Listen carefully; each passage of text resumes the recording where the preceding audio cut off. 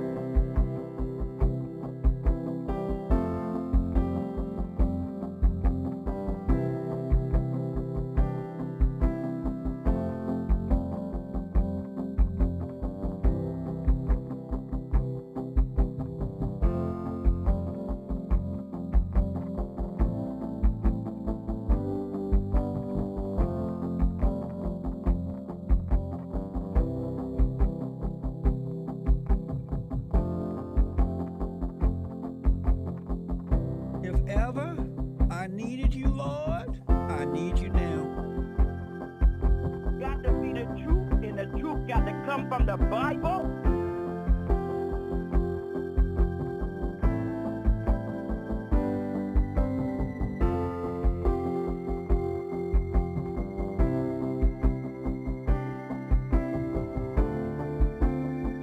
Forget the mama. Mama's the one took care of your ass.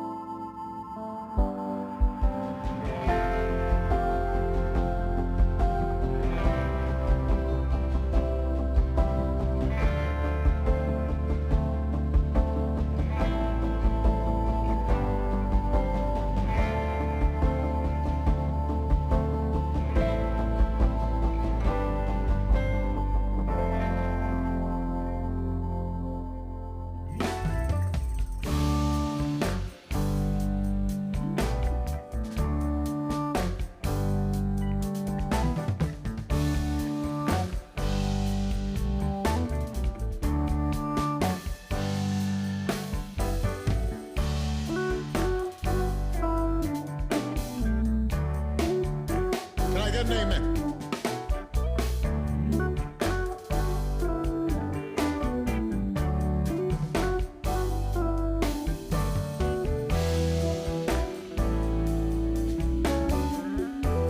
Get behind me, Satan.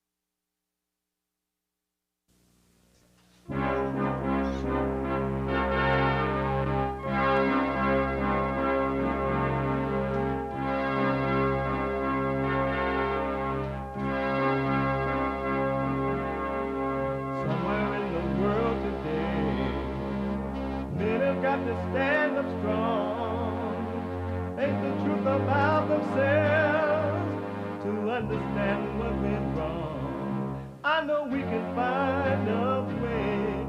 I know we can find a way. I know we can find a way to stand up, stand up, stand up. And throughout the world today.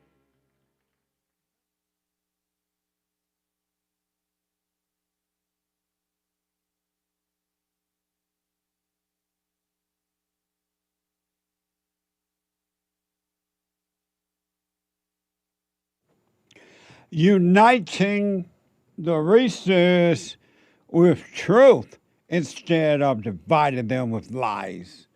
We are also rebuilding the family by rebuilding the man. I am Jesse Lee Peterson. Good morning. Hi, y'all. All right. Get the ashes out of my hair. You know, black people get ashy in the morning. So I put some lotion on, and I got to rub it all in. Because I don't want to be ashy. We are uniting the races with truth instead of dividing them with lies, as well as rebuilding the family by rebuilding the man. I am Jesse Lee Peterson. Good morning. Hi, y'all. You can get involved by calling 888-7753-773, 888-77-JESSE. Jesse, Jesse. And my biblical question is a doozy. My biblical question. Can you know God and reject him? Can you know God and reject him? Can you know God and reject him? Amazing question. We have every way that you can watch and support the show listed on jesseleepeterson.com/show. jesseleepeterson.com/show. All right? And so if you're running around, you got to go, whatever you got to go to do. You got to go pray for Mother Mary or run to school because you hate your children. You don't want to stay home and raise no children. Or you're taking your kid to the babysitter because you don't have time, patience, or love for them. You'd rather be out doing something else. Getting ego glory, so you got to drop your kids off. Whatever. Or you just going to work. You can listen to the show on your phone. You can podcast and still listen on your phone by calling the listen line on TalkStream Live at 605-615-4131. 605-615-4131. And to donate and have your comments read out loud, go to Buy Me a Coffee. BuyMeACoffee.com/JLP Talk or Bond JLP Cash App. Bond JLP Cash App. All right? Amazing. You know what else is amazing? It's Thursday again. What the? It's like the sun just coming up and going around the world just like that. Just around and around and around and around we go. I counsel with people sometimes in other parts of the world, and it'll be like 1 o'clock here in LA, and they're already starting another day. It'll be like morning or afternoon in their country of another day. Like today, Thursday, is already Friday somewhere. Isn't that amazing? I'm like, how was your day? But it is Thursday. And every Thursday is Bible Thumper Thursday. Oh, God. Oh, God. Are you ready? Are you ready? I don't see in your say face. it. Are you ready? Yeah. Hallelujah. Woo. Thank you, Lord. Oh, amazing. A spiritual battle. If you want to know what it's like to real live life and not the fake life on the outside, really, you can easily find out. And the way you can find out what real life is and to live real life in this world, stop what you're doing. Just stop living the way you are with the mindset you have and everything. Stop and see what happens. That's all you got to do. Stop. Just stop. Stop reacting. Stop believing. Stop reacting. Stop identifying. That's all you got to do. Stop being emotional. And you will know what it's like to live from within, the real life. And you will be in this world, but not of it. But now you're in it, of it, about it, and suffering. All you got to do is stop. But Jesse, how do I find the real world? Stop, just stop. Stop thinking. Thinking. All you need is basic thinking. Get in your car, turn the motor, go to work. Put gas in it when it's time for gas. Get something to eat when you're hungry. Cook when you need to. What basic stuff? That's all you need thinking for. You need thinking for no other reason. Zero reason. Isn't that amazing?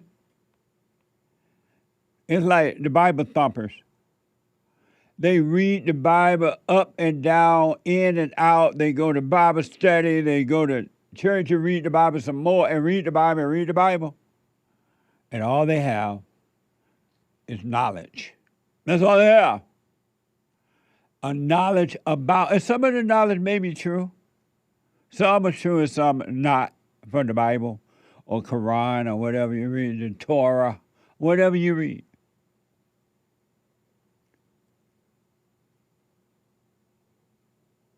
But it's just knowledge. That's all it is. You got a head full of knowledge thinking that you know God, and you don't. Thinking that you know God or good is not knowing God or good. And then you come up with this idea about good because you think you know God. And then when people don't agree with your goodness, you want to kill them. You want to beat them up. You want to yell at them. You want to fight them because they're not believing in your goodness. Because you think what you think is good is God. Not knowing that thinking about God and thinking about good is not good. But you want to fight over it. Your goodness is the best one. And all you have is knowledge. And the letteth killeth. People with head full of knowledge about anything that they're trying to live by and they identify with are evil, vicious. They'll fight you.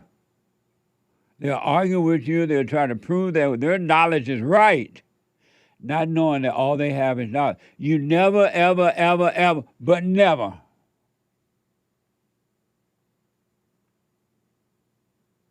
Never, ever going to know God through knowledge. It ain't going to work. You hear about him. You read about him. You talk about him. And you have ideas about him, but you have no understanding. You don't even know him. You just know about him. Knowledge ain't going to do it. That's why you got to drop your knowledge and let understanding come. Above all, get an understanding. Above all getting. Otherwise, all you have is knowledge. Thinking that what you think about God and know about God is true, and it's not. It's just simply not. But do what you want. Amazing. Just it's Bible thumping. I'm thumping. Thumping. Thinking. So, hey, of course, he's white. He done found this song. He had all the information about it. Is that the 1972 R&B soul song, I Miss You, by Harold Melvin and the Blue Note, featuring Teddy Pendergrass, yes. Oh, I miss you. I've been thinking. Yes, Hank. Did you go to AI for that? Of course. Amazing.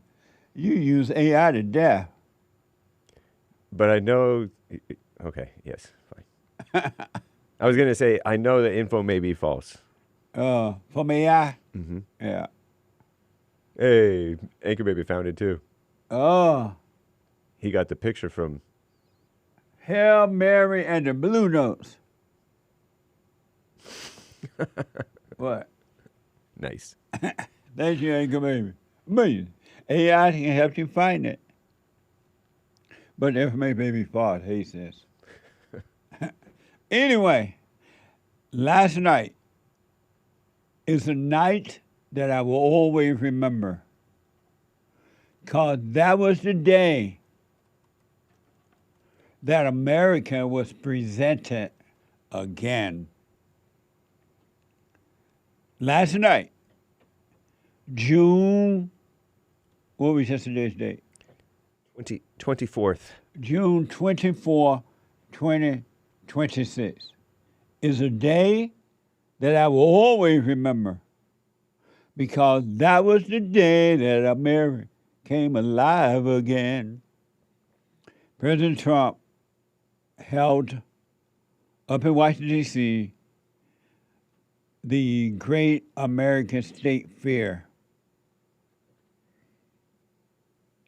And I have to honestly tell you, and I'm honestly telling you, it reminded me of growing up in Alabama when America was America and it was celebrated and it was amazing. So the president held I don't know if you call it a rally or what, but an opening of the celebration of 250 years of America by holding what they call the Great American State Fair. And they had singing and they had flyovers and there were a whole lot of white people there. And I saw some dark black people in the midst too. And that there'll always be some blacks that love America. And I honestly have to tell you, the talk that the people gave, the flyovers, it was, and then you see Washington, D.C. being beautiful and clean like it used to be. It was heartfelt. It really was. And this president, the Great White Hope, of course, is doing everything he can to make America great again. He brought back what it feels like to be an American and to live in America. If you missed it, hopefully you can podcast. Can people podcast what happened in D.C. yesterday? It's probably on YouTube or somewhere. I'm sure it is. But if you don't, especially for the millennials and the Z's, you don't know what America was really like, the beauty and the blessing and the fact that we are American citizens and the honor. I'm using all these words because they're amazing words for now. I don't always use them. But when I talk about America and the way that America was, I can use them. And I remember when we got our first black and white TV. Y'all probably don't even know about black and white TV, right, James? Yeah, No, you don't. I've heard of it. Yeah, I heard of it. I feel like I've seen one maybe. Have you seen one, Anchor Baby? And like cartoons. Ain't that crazy? There really used to be real black and white TVs. No. The first TVs were black and white, no color. It's like the millennial don't know about landlines, phone lines. I really feel like my grandpa might have had one, or my parents I'm might sure have had they one in did. the house. That's all it was about at one time. Yeah. But I remember when we got our first black and white TV, and everybody on the plantation would come down to our house to watch TV. because my grandmother and my grandfather's adult children went away to Florida and Indiana and places like that. And so they would buy those kind of bicycles and TVs, and they would send them home to us back down to Alabama on the plantation. And then we would be the first one to get one. And everybody on the plantation, on that road, would hear about it. And they want to come up and watch Mr. Dillon. and they wanted to watch the 4th of July celebrations, things like that. And you would see white people out there celebrating America, waving flags, and you would see airplanes fly over it, all kind of stuff. And I used to say, oh, God, I would love to be a part of that. And then on the 4th of July, we were part of it. Last night reminded me of that. I have to honestly say, in my lifetime, I don't know one man who has the authority and the power and the love that Donald Trump has for life and for America. And it shows, it's like it stands out in the world, and the world hate it. Not everybody hate it, but most people hate it because they don't understand it. What manner of man is this, they say? You can't stop him. And last night, I was like, thank you, Mr. President. I was looking at this event last night. I couldn't stop because it was just heartfelt, teary eyes, gratefulness that we finally got the feel of America again. Now, how long this is going to last, I don't know what's going to happen. I don't think about the future like that. But I know now that this president, Donald Trump, some people call him amazing. What manner of man it is? The wind and the sea obeys him. They've been trying to kill him forever. And they don't know that they can't take his life until God says, okay, you can have it now. Some people call him king. And they hold king rallies around the world, not just in America. Some people call him daddy. And they say daddy is home. Your dad is home. I call him the great white hope. Last night was more proof of that. If you missed it, folks, now the jealous, angry people who are pouting, you're going to see it because you're looking through dark eyes, a heart, evil heart. You're not going to appreciate it. But for those men and women whose hearts have changed from evil to good, you're going to love it. It really was a feeling of America again. And I remember I used to go to D.C. a lot, right, to speak and visit. It used to be clean and beautiful and all that, and then it went sour. And now the president brought that back. And it is amazing. Here's a little bit from it from last night. Fox News, President Donald Trump kicked off the Great American State Fair Wednesday evening by touting America's success under his leadership. Here is highlights from the event. Watch this from Fox News.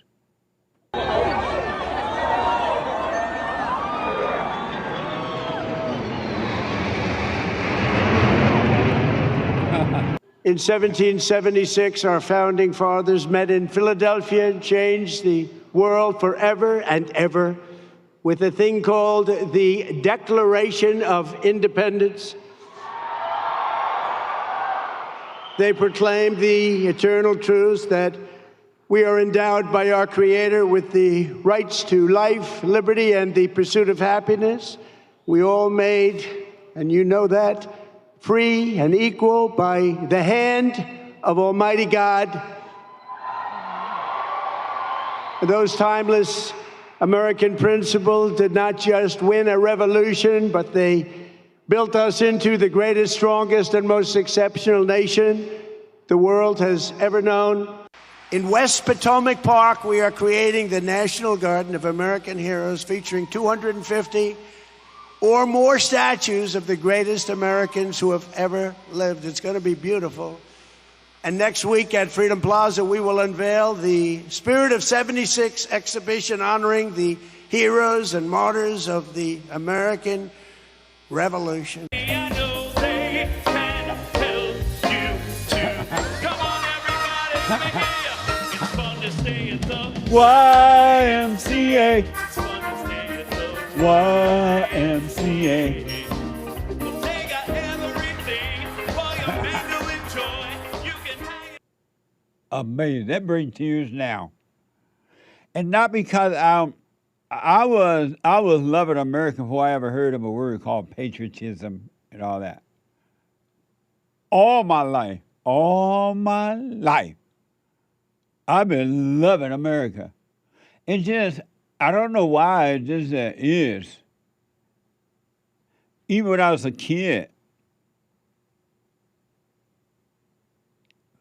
And then as I got older, I moved to California and started paying attention. Because at the time, I wasn't even paying attention to politics.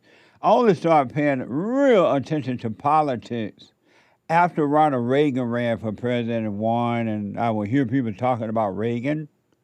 Then I started paying a little attention.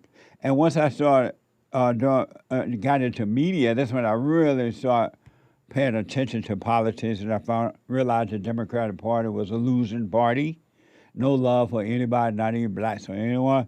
And the Republican Party, the laws of the Republican Party meant everything, even though that's changed a lot now too. But thank you, Mr. President.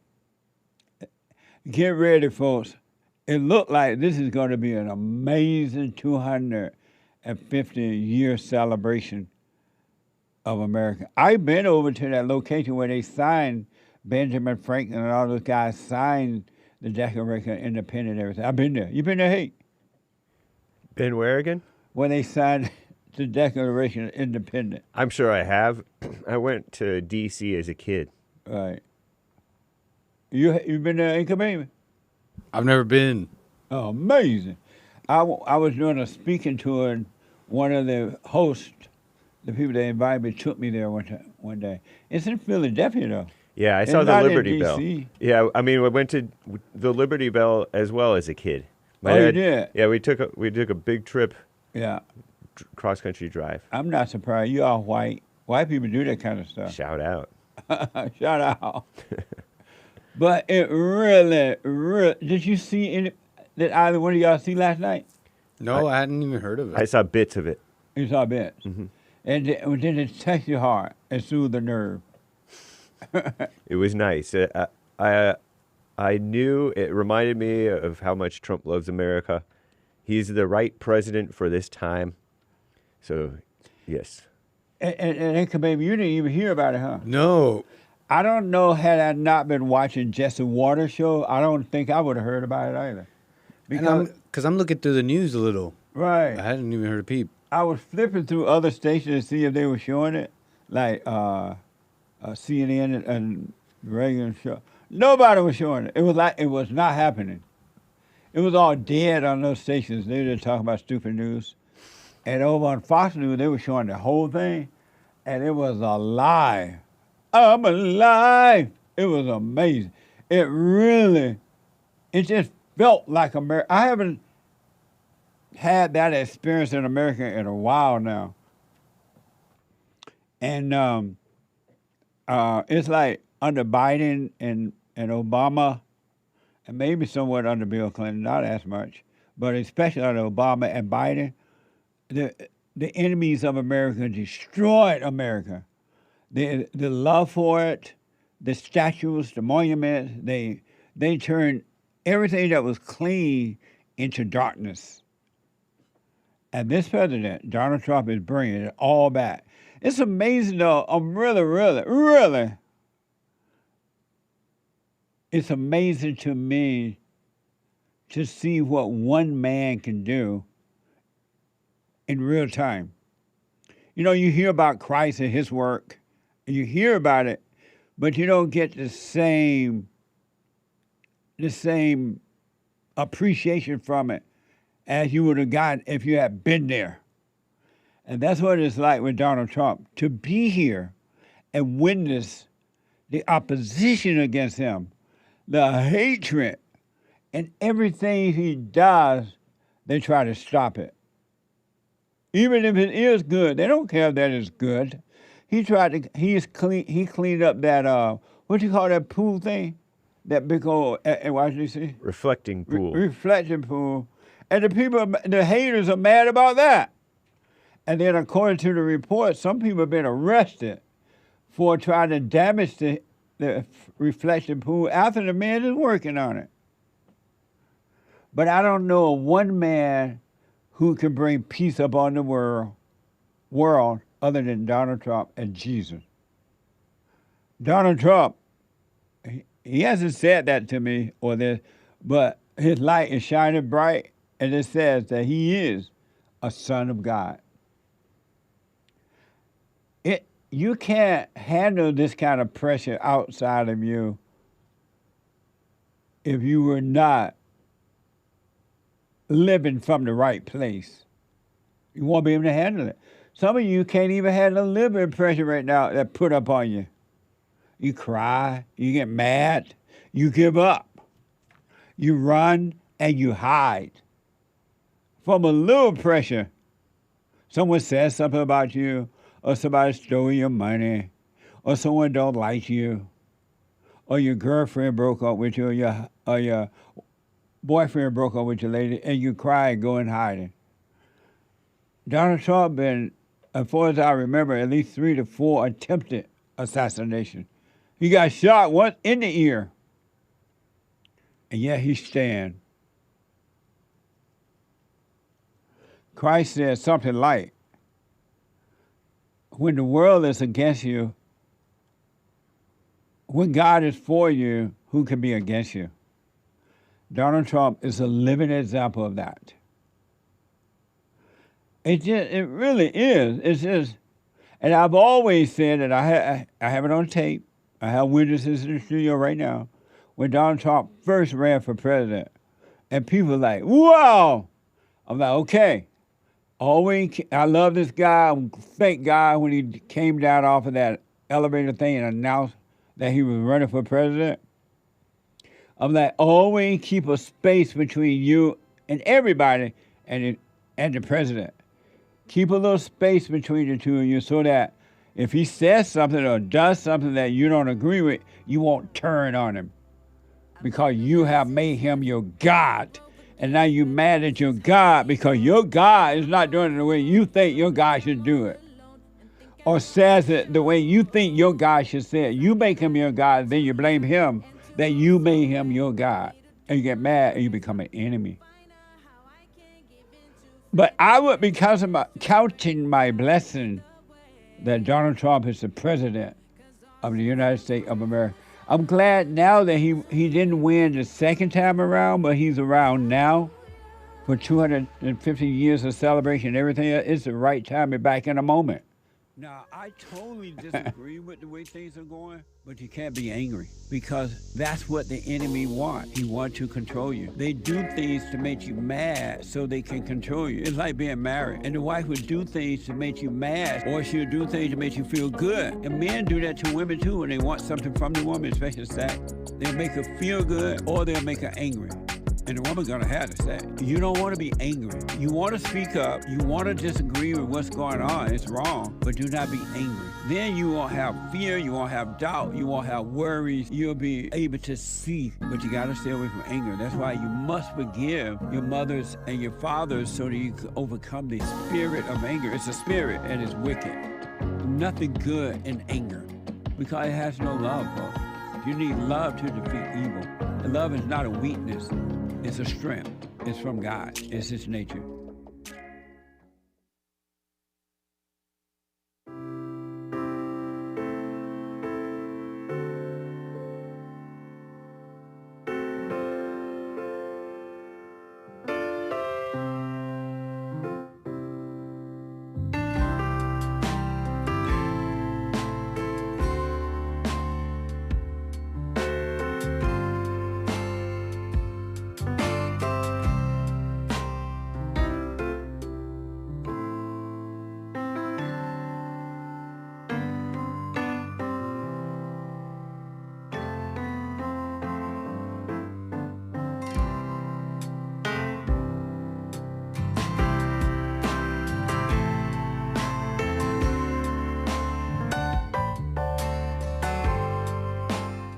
Okay, welcome back. The Hake Report is coming up at 9.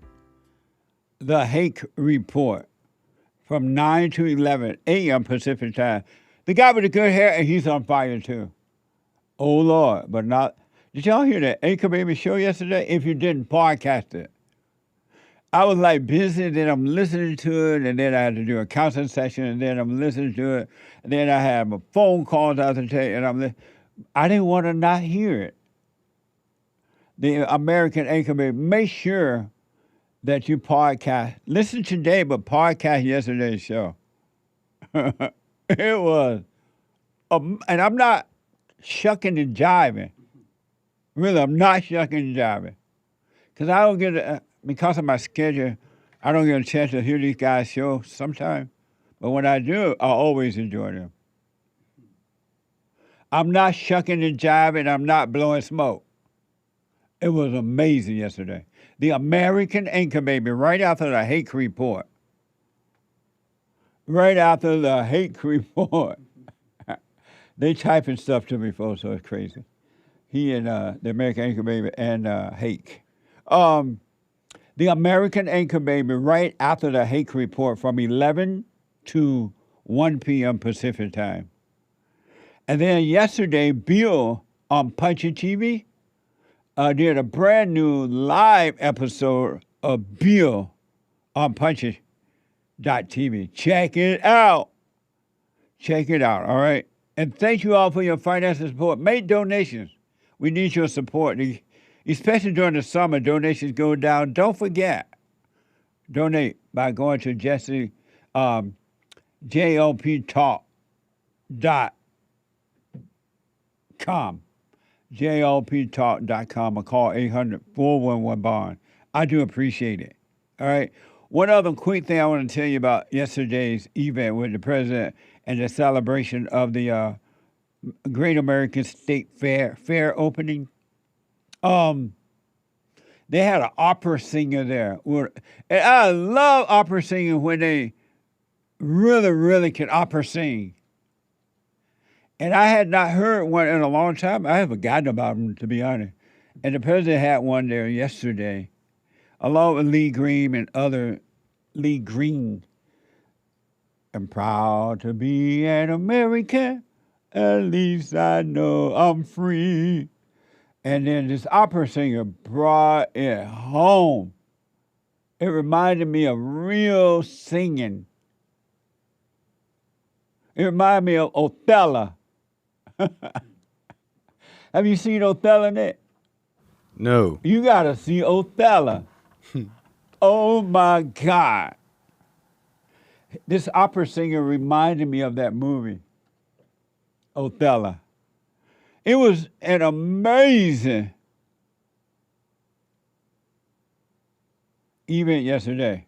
And unfortunately for Americans who didn't watch it, didn't know about it, CNN and all those sour networks did not show it at all. They had to do it. It wasn't even happening. They don't have love for the country, and they don't have love for you. That's why they kept it away from you. That's why they kept it away. 888-7753-773. Let me go to Gerome out of New Jersey. Gerome, you are on the air. Hey, Jesse, happy Bible Thumper Thursday. Thank you, Gerome. It's amazing. Yeah, so I was looking at your show from yesterday, and, I think you were talking about somebody had said that, they have righteous anger, and, their anger is different because it's righteous. But, you were saying that righteous anger is no different from, like, regular anger. Anger is anger.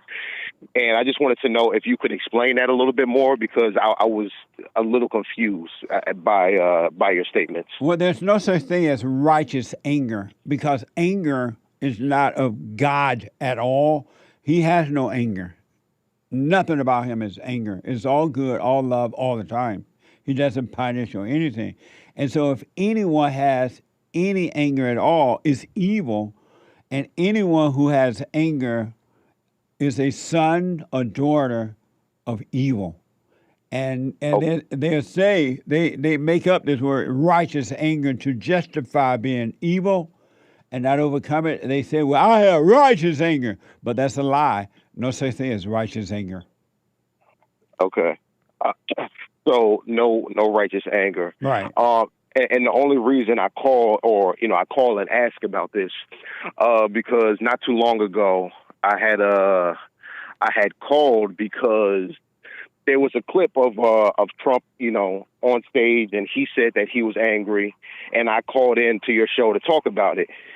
And as I was talking about it, you were saying that no, Trump is not angry; he has righteous anger, and you were basically teasing out the two. But now I'm hearing today that even righteous anger is bad. But not too long ago when I called, I'm sure you might not remember the call, but you were saying, no, it's not anger, it's righteous anger. So I'm just wondering why. Well, they're the same. When the Great White Hope said he's angry, he doesn't mean in any way that you think that he means. It's not in emotions. It's not. He's not feeling anything about it at all. It's just a way of communication that he's communicating with you. But I can promise you, there's no such thing. And I used to think, because at the time I didn't understand, I used to think that righteous anger existed because I believed the lies that came from the religious people. And then it wasn't until I was able to see for myself, that there was no such thing as righteous anger. Anger is evil, period. And Christ said that anyone who has anger is a murderer, and you cannot trust an angry person. And that is true. Yeah. So I thought it existed too at one time. No, I get it. Sometimes I think things, and Right. you find out new information, and then you change it. But I don't think that anger is always evil. I mean, I don't really get that either. Like, anger can sometimes, it's just, I guess it depends on what you do with the anger, but it doesn't always mean that it's bad. Give me a good example of anger. Somebody that may use anger, like somebody, like you hear sometimes a lot of rich people that say, like, okay, when I was still up and coming, still working on my business, still trying to get millions, that, people kind of counted me out, and I was angry at them. And I used that anger to, fuel me to keep going forward. And, I ended up, growing my business so much. And so I used that anger for good. Like, I think that's an example of, it's not being so bad. But that's not using anger for good. That's using anger for evil. That's using anger for ego, because now they're trying to prove to others that they're not going to make it, that they're not going to be rich, or they're not going to be famous. And then when they become rich or famous, they're still miserable because they're still in hell. Yeah, so and that's not a good example of using anger for good. Right, and I can agree with like the personality aspect of it. Like, they're still trying to prove, but Right. even if that's true, they still made millions. So there was something that good that did come out of it ultimately. Making millions is not good. Is it bad? It's neither bad nor good, but you use it for bad. Most people, if they're not working on themselves, they use it for bad because now they have a false sense of feeling good, and then they cry at night. Well, I mean, I think sometimes, I'm not sure if that happens all the time. No, it happens all the time. No, I mean, how can you say that? Like, how do you know that all these people are just crying at night? Because they have ego. They're doing it to try to prove something, and it doesn't satisfy anything. It doesn't stop the tears at night when you are alone or when things are not happening in your life that bring excitement. You cry at night. I don't know. I mean, maybe, like I said, maybe sometimes, but I think I promise overall, you, and this I promise you, that is true, because there's nothing or no one can take away your tears except you die from the old self. Ain't nothing going to solve that. In order to have life, you got to give up a life, and there's no way around it. You got to give up the false life. Okay. Do you think that there's levels to anger? Like, if I, stub my toe versus if, like, somebody kills somebody that I'm close to? That's a good question. When you stub your toe, you get a physical pain. Now, if you have that angry spirit, you will get mad about that too. But if you have overcome that angry spirit of anger, oh, that hurt. But that's about it. Your physical body hurt, but the real you don't feel anything about it. Okay. But I mean, I guess generally speaking, like, do you feel like there's levels? Like, all anger is not the same, I guess. Like, Yeah, anger is evil. It's evil. It doesn't matter. You see some of those women, those mothers, they seem like such a nice, giving, quiet, cooperative mother, right? And everybody think, oh, she's so sweet. And the kids think, Mama is so good. Mama is always helping. Mama is down there at the church. My mama helped my dad, my mama this. But secretly, she's destroying the family. She is giving her husband hell. She's doing everything. But she appeared to be good, maybe have a little anger, but she's still destructive. There's nothing good about any aspect of anger at all. There's no love. It's only hate. why does everything always have to come back to the mothers? Like, I mean, I think that, like, you kind of do give just moms and, like, kind of women in general a lot of abuse, and I'm not sure where that comes from. A mother love is so special. It come out of hell. The gates of hell come through the mother, through the woman. Look around you. You know what happened, man? Over in New York, they elected, according to all the reports, they elected these radical, American-hating, Israel-hating, Palestine supporter, socialist, communist, evil females, and a male too, Madame other. And they said, according to a report, liberal, white, educated women help elect the children of Satan. I rest my case. Oh, okay. I mean, I'm not really sure what you're saying. I guess, I mean, I don't think that women are bad. I think that women help run the world, and they do all the things that, you know, they women help men. destroy the world. They can't run it. The power is not according to God's order. God in Christ, Christ in man, man over woman, and woman over children. Women are not created to lead. It's not in their DNA. It's not in their anything. That's why men have to weaken themselves and allow women to come in. And then they pretend that the woman is leading. Oh, she's a good leader, but they're lying.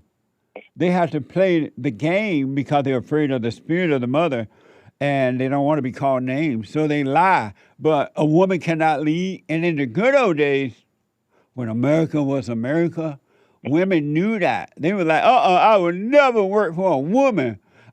What this woman doing up in church trying to preach? I ain't never. Women said out loud, all races too. They knew the place for the woman, and it wasn't in a leadership role. Okay. Yeah, I guess I can generally agree with that. Yeah. Okay. That was kind of my only thing. So I guess just before I leave off, there's, like you said, there's no difference between now righteous anger. No. Even though it was mentioned in the Bible, there's no such difference between righteous anger and regular anger. It's all the same. Right. Anger is anger, and anger is evil. But why do you think the Bible teased it out, though? Like, if they said it, because the Bible has to be rewritten, and it was based on man's ego, and they put in there what they want to put in to deceive and to control. Everything in the Bible is not true. Right, but how do you know that part was rewritten? Because I know that there's no such thing as righteous anger. Anger is evil. And in God, there is no anger. He does not punish. He does not tempt. He does not. But he does punish, though. What about all the plagues that he brought down on the people, the floods and all the frogs and the warts and killing the firstborn child? That's punishment. No, God didn't do that. They brought that upon themselves. But God did it. Nobody else did it. Nobody else is able to bring a big flood and destroy the entire world. That's God punishing. So he does punish. No, God does not punish. So what do you call those things? How can God punish when God is love? No, I'm just saying, what do you call those things? What kind of God would you serve that's no different than the God that's already punishing you? And those things, for example, those things in the Bible about all that, I guarantee you, most of it is made up. Most of it is not even real. So most of the Bible, most of Christianity is, I mean, God could be made up then if we want to make that argument. God is made up in your mind. You're never going to know God until you stop thinking about God. When you lose all ideas about God, when you stop thinking about God or anything, then you will know God. And there's nothing in the Bible that I remember seeing that says anything about righteous anger. Okay. No, I mean, you just liken it to punishment, but I said God definitely has anger. He definitely punishes his God people. is all love. There is no anger in God. I don't know how killing a bunch of the people that you created is love. That sounds like pure hate to me. He didn't kill them. He did. I mean, he sent the floods again. He killed the firstborn child. There was nobody else that could have did that but him. No, It actually kind of sounds like Satan to me. The firstborn child brought it upon himself. And actually, I think he might be worse than Satan because Satan never killed anybody. God kills a bunch of people. Oh, does Satan give life? I don't know. I mean, maybe. I'm not really sure. You I don't said think God. He is You said God may be worse than Satan. Yeah. And how is God worse than Satan? God kills people like all the time in the Bible. And So Satan don't? No, he doesn't kill. He doesn't kill or give life. What does he do? I mean, from what I hear, he corrupts people, but that's not killing them. Oh, and corrupting you, is that life? No, it's neither life nor death. It's just corruption. It's different. It's somewhere in between. Corruption is not death? No, because you're still alive. And what does that mean, corruption? Like he may corrupt the hearts and minds and souls of the people, so he may turn them away from doing good. But like, it's to turn away from, I guess, like a heavenly nature or something like that. Like it's just corruption, but it's not death. You believe in God? Yes, I do. And why? Because I just do. That was the way I was raised, and I came up in the church. So yeah. Oh, so you really don't believe in him? You're just told and taught to believe about him. No, I mean, you said, why do I believe in God? Right, you were raised that way, right? No, I'm just saying that's kind of a weird question. Why do I believe in him? He's the creator. He's, he leads us. And, yeah, I just believe in God. I'm not sure if I really understand that question. Yeah, why do you believe in God? Because he's our creator, because he makes all of us, and, we follow him, and we all come from him. And you think that God will create you to punish you? If I did something wrong. You think God created you to punish you? Yeah, if I did something wrong, he doesn't punish everybody. But in his eyes, you've never done anything wrong. But again, where do you get that from? That's not said in the Bible. Are you just making that up? No. But how can you say that God thinks that we never did anything wrong? Where did you get that from? Because it's the spirit in you that drives you and cause you to do what you do. It's not you. It causes you to think the way you think. It causes you to feel the way you feel. It causes you to react the way you react.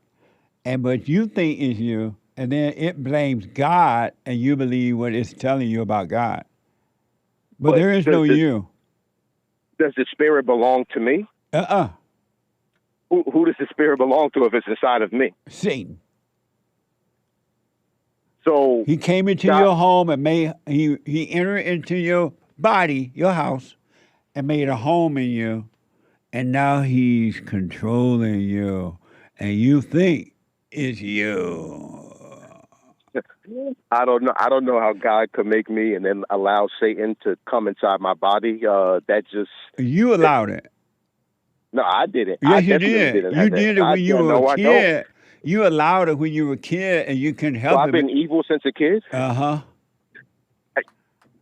What age is a kid? Like 5, 6 years old, I've been an evil person? I don't know, because I don't know at what age your mother traumatized you. She didn't. Yes, she did. No, she didn't. And this I promise you. How did you think you become one with the devil then? How do you think you became? I haven't. You just keep on saying things that have no meaning. Where'd your anger come from? I don't have any. Yeah. Oh, yes, you do. You have anger. You do. No, I don't. Gerome, yes, you do. It was fun. I got to run because of time. Thank you, man. Thank you. All right, buddy. 888-7753-773. 888-77 Jesse. Let me go to first-time caller out of Houston, Texas. Angelika, I believe. Out of Austin, Texas. Let me go to Angelika. Angelika, you are on the air. Hey, Jesse. Hey, Angelika. Well, I just wanted to say it's nice to finally meet you, and I wanted to thank you for your show. I've been watching it since 2015. I told my new husband about it. My dad, my mom, and they all have learned a lot and gotten new perspectives on spirituality and politics and everything. So I just wanted to meet you and thank you for putting the truth out there. I really appreciate your wisdom and everything that you do. I just wanted to thank you. Well, you're welcome, and it's an honor to meet you. Thank you. Okay, have a blessed day. And stay with it, stay with it, stay with it, all right? Okay, thank you. All right, call me again. Okay. All right. Thank you, Angelika. Amazing. Super, super.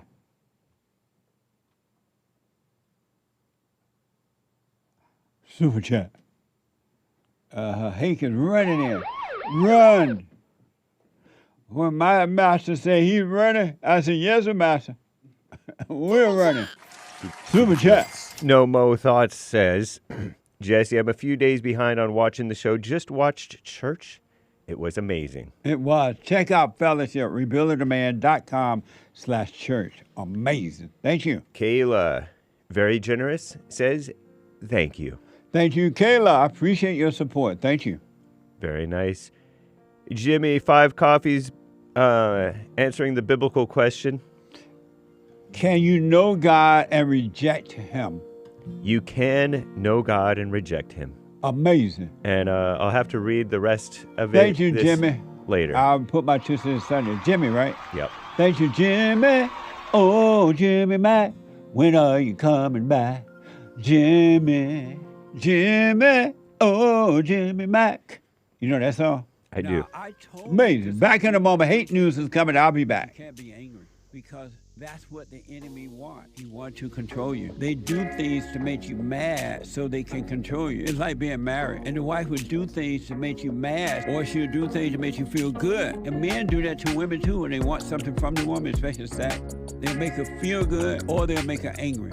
And the woman's gonna have to say, you don't want to be angry. You want to speak up. You want to disagree with what's going on. It's wrong, but do not be angry. Then you won't have fear. You won't have doubt. You won't have worries. You'll be able to see, but you got to stay away from anger. That's why you must forgive your mothers and your fathers so that you can overcome the spirit of anger. It's a spirit and it's wicked.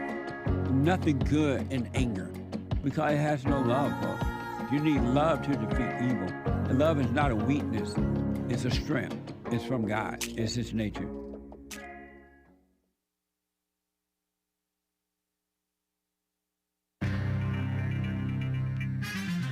There's some serious mess going on in the world, but there's also some very serious and good cleanup and celebration of America.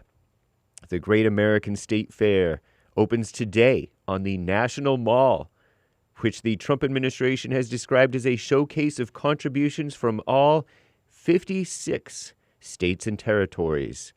The 16-day event will feature food, games, and other traditional fair elements, with military flyovers and patriotic pageantry rounding out the festivities. Shout out America. And that's from CNN, Commie Nonsense Network. And shout out to our greatest president, Donald J. Trump, the perfect president, practically perfect in every way for these times. Am I right or am I right? Call me, bros. Anyway, this is the end of hour 1 of the Jesse Lee Peterson Show. It is Bible Thumper Thursday, y'all, the 25th of June, AD 2026. There's one line open. You can call in right now, even during hate news, not fake news, young or old. 888-77-JESSE, Jesse. No I in Jesse. That is 888-775-3773. Catch Bill on Punchy TV yesterday. Another nice episode. Shout out. Punchy TV, Punchie TV on YouTube. And it will also be up on audio podcast. Rebuildingtheman.substack.com has our Church with Jesse Lee Peterson podcast, the JLP Highlights, weekly best of this show podcast, the Jesse Lee Peterson Show, and of course, Punchy TV with Bill. America's 250th CNN, Commie Nonsense Network, reports preparations underway for America's 250th birthday on the 4th of July, July 4th, prompting a fresh look at the nation's past and its future. A new Gallup poll released this week found that 77% of Americans think the country's founders would be disappointed by the way that the United States has turned out. I, too, join them in the little bit of disappointment they probably have, or maybe a lot of bit of it, because the people have voted away their freedoms. I think that there was a Frenchman who traveled America and found that would be the case. The people would vote away their freedoms for bribery, basically. CNN spoke to the descendants of Thomas Jefferson, Benjamin Franklin, and other so-called founding fathers who have plenty to say about the state of the nation, as if they're any better than the rest of us. I doubt it. Anyway, Venezuela earthquakes. At least 160 people are dead. Nearly 1,000 more are injured after 2 back-to-back earthquakes struck Venezuela's northern coast on Wednesday evening. Search and rescue teams now racing to reach people trapped beneath the collapsed buildings and rubble.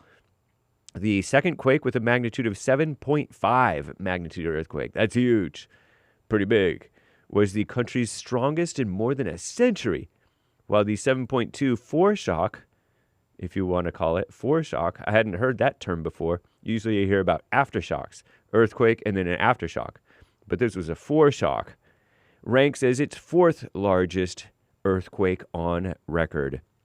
And they're not the only place that got earthquakes. There was a 6.9 in Japan, according to Drudge headlines, if I'm reading this correctly, and a 5.6 up in NorCal. Terrible. And there's questions of whether San Andreas is waking up. The San Andreas fault, not to be confused with the video game San Andreas. But the San Andreas fault, I used to hear about that growing up as a kid, because we would hear about, oh, is the big one coming? The big one that's a 10 earthquake or something. Gonna make California fall into the sea or something. I don't know. Scary stuff. Don't be scared. Anyway, border wall. President Trump wants to finish the border wall by the end of his term and is stepping up efforts on multiple fronts to meet that goal. All you naysayers trying to claim that he'd never intended to do it. It's an enormous task that will require the administration to build 775 miles of new wall by the end of 2027. Several hundred more miles of secondary and waterborne barrier, too, by the end of 2028. There's a hurdle of land acquisition and other things, primarily in Texas. I'm James Hake. Now back to JLP, Hour 2.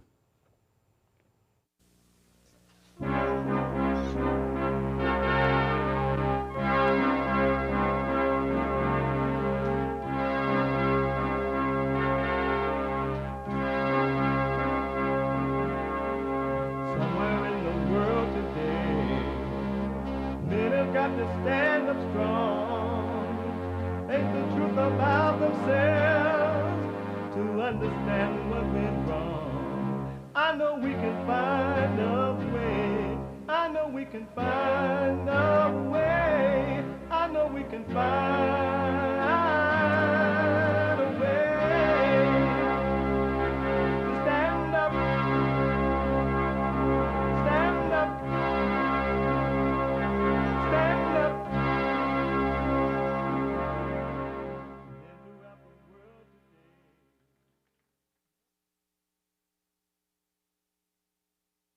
Uniting the races with truth instead of dividing them with lies. We're also rebuilding the family by rebuilding the man. I am Jesse Lee Peterson. Good morning. How y'all? You can get involved by calling 888-77-53773, 888-77-JESSE. And my biblical question, for those men and women who want to know themselves, it's not for everyone. So don't get mad. It's not for you. Just ignore it and go on with your life and enjoy your life. Can you know God and reject him? Can you know God and reject him? Can you know God and reject him? Biblical question. We have every way that you can watch and support the show listed on JesseLeePeterson.com/show. JesseLeePeterson.com/show. And if you're out and about, running around and doing whatever it is you're doing, you can podcast and still listen anywhere in the world on your phone by calling the listen line on TalkStream Live at 605-615-4131. 605-615-4131. And to donate and have your comments read out loud, go buy me a coffee. Buymeacoffee.com/JLP Talk. Buymeacoffee.com/JLP Talk. Or Bond JLP Cash App. Bond JLP Cash App. It's Thursday. And every Thursday is Baba Thumper Thursday. Oh my God! Oh my God! Turn around and look at these people. What? From the Lord. I got what I wanted from the Lord. I'll go back to Washington. Oh, yes, I will. I'm a Southern Baptist. They don't believe in tongues. But God said it. I want it.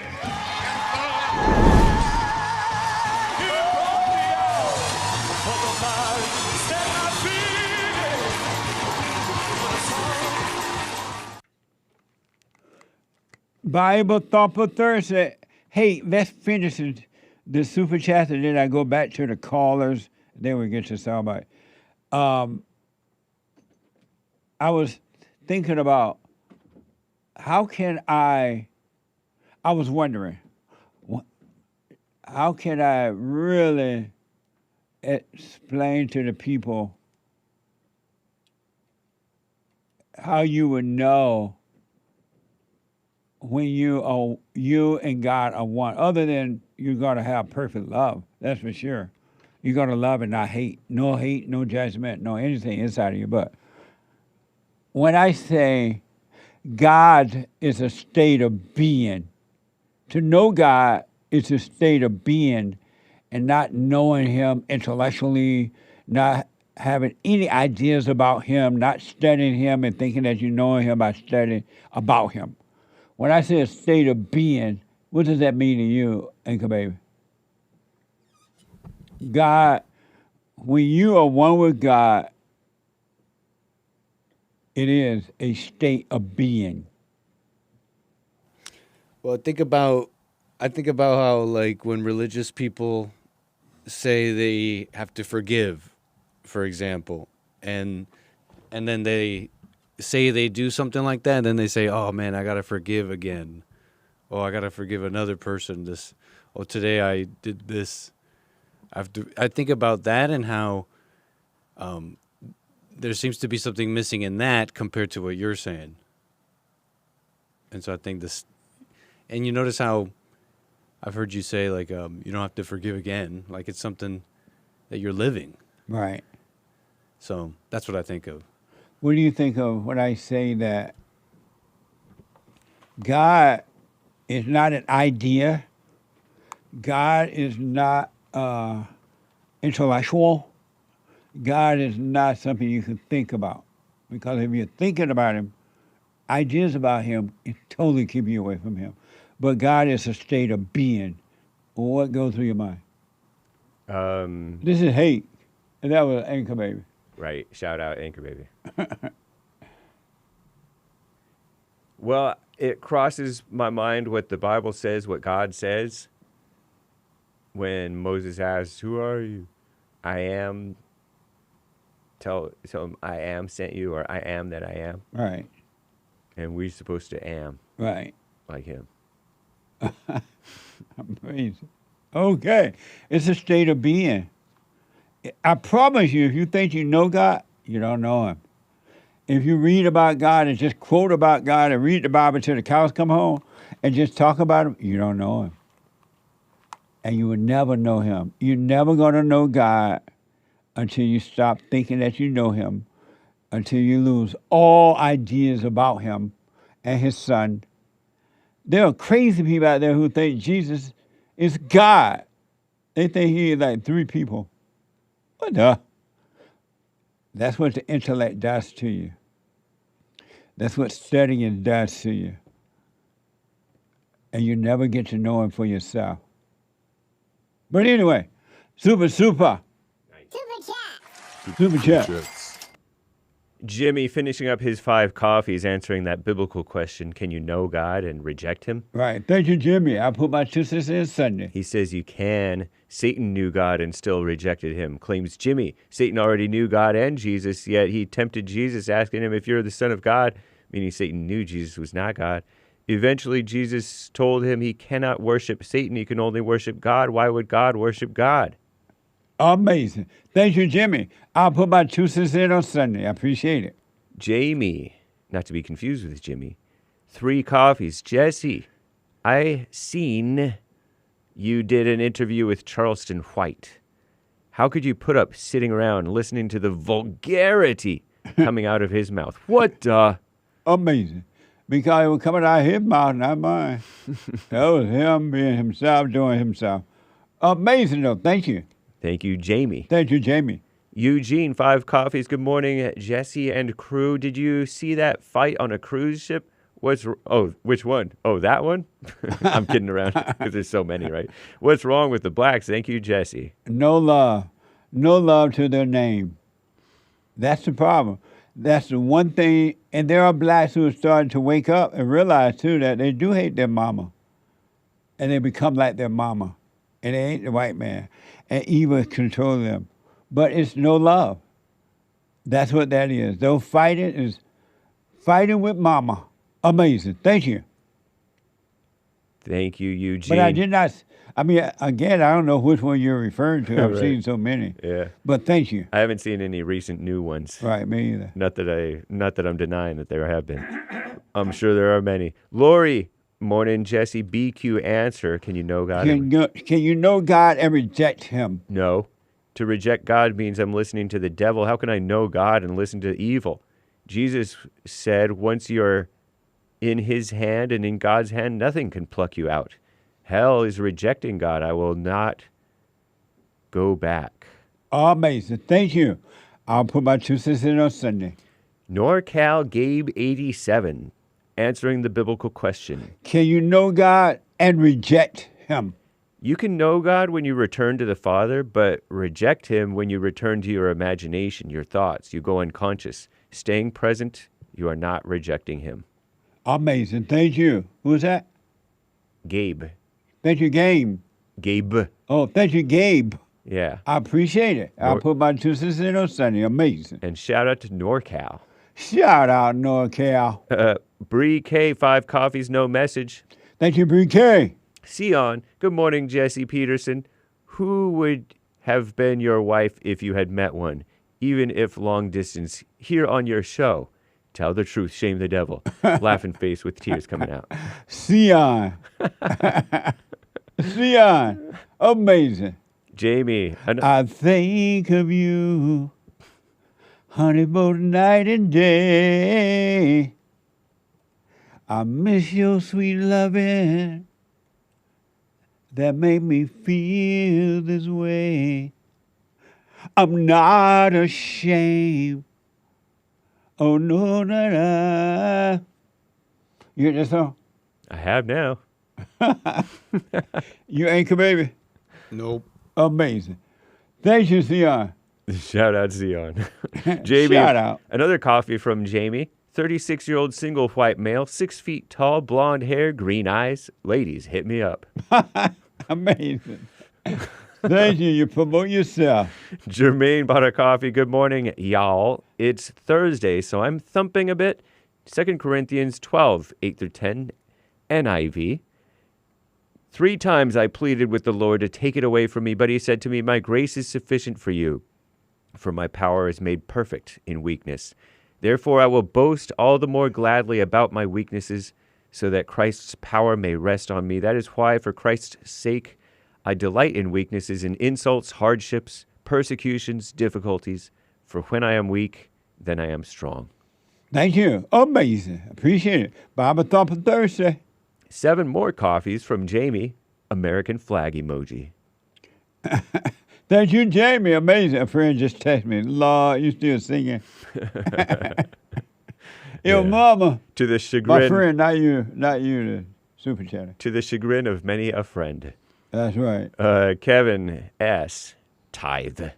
Thank you, Kevin S. I appreciate it. That's on Cash App. Bond JLP on Cash App. Thank you. I am SHY something. Happy Thursday, Mr. Jesse and team. Amazing. Amazing. Thank you. And pardon me if I'm butchering your name. I want to just make sure I'm keeping it clean, but I don't know. Right on. Thank you. Biggie Bollocks, had Hake forgiven his mother before he met Jesse? Don't think so. Certainly not. Certainly not. I wasn't really aware that I had mess toward her until I realized it. Amazing. Remembered. I stubbed my toe and cried. Beta toe, says Fazul. Amazing. That's right. Beta toe. Thank you. Nick LeBoy says Gerome exemplifies how 99.9% of blacks think/operate. They're okay with corruption if it's any race but whites. Blacks admire Satan. This is why they don't build but are professionals at destroying. Amazing. Thank you. Thanks for your support. Thank you, as always, sir. And let me just double check over on these other platforms to make sure I'm all caught up. Nicole Gadfly, 10 coffees. Greetings. Here's another Marcus Aurelius quote that reminds me of you. Forget everything else. Keep hold of this alone and remember it. Each of us lives only now, this brief instant. The rest has been lived already or is impossible to see. Like what you always say, Jesse, where is the future? Where is the past? I rest my case. Love you all so much. X for kiss. Wow, that's powerful. I'm going to have to look up Jerome Elias. Gerome Elias. Marcus Aurelius. I mean, shout out Gerome. That's deep. Marcus Aurelius, right? Yeah. I'm about to look him up. He sounds pretty smart to me. Right on. Thank you. In the good old days, there were more smart men than today, that's for sure. Wise. Right on. Thank you.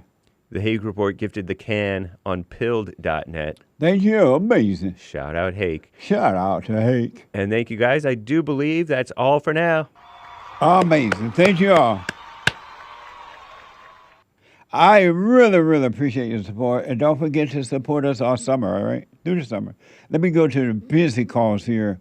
888-77-JESSE. Let me go to Daniel out of South Carolina. Daniel, you are on the air. Hello, can you hear me? Hello, Daniel. Hey, so Jesse, well, first, great to talk to you. And on the biblical question, it goes back to kind of how you say somebody... Can you know God and reject him? It goes back to how you always say you can know of God and reject him, but if you actually knew God, you would never want to leave his side or allow yourself to be without him ever again. So you can know of God and then disobey, but you can't actually know him and then do it. And again, there was a person who was just saying Daniel, let me ask, are you on a Bluetooth or something? I am. Is it messing up? Yeah. I'm sorry. Hold on a minute. I'm sorry. Can you hear me now? I can. Yeah, don't be on the Bluetooth or the speaker. It distorts on this end.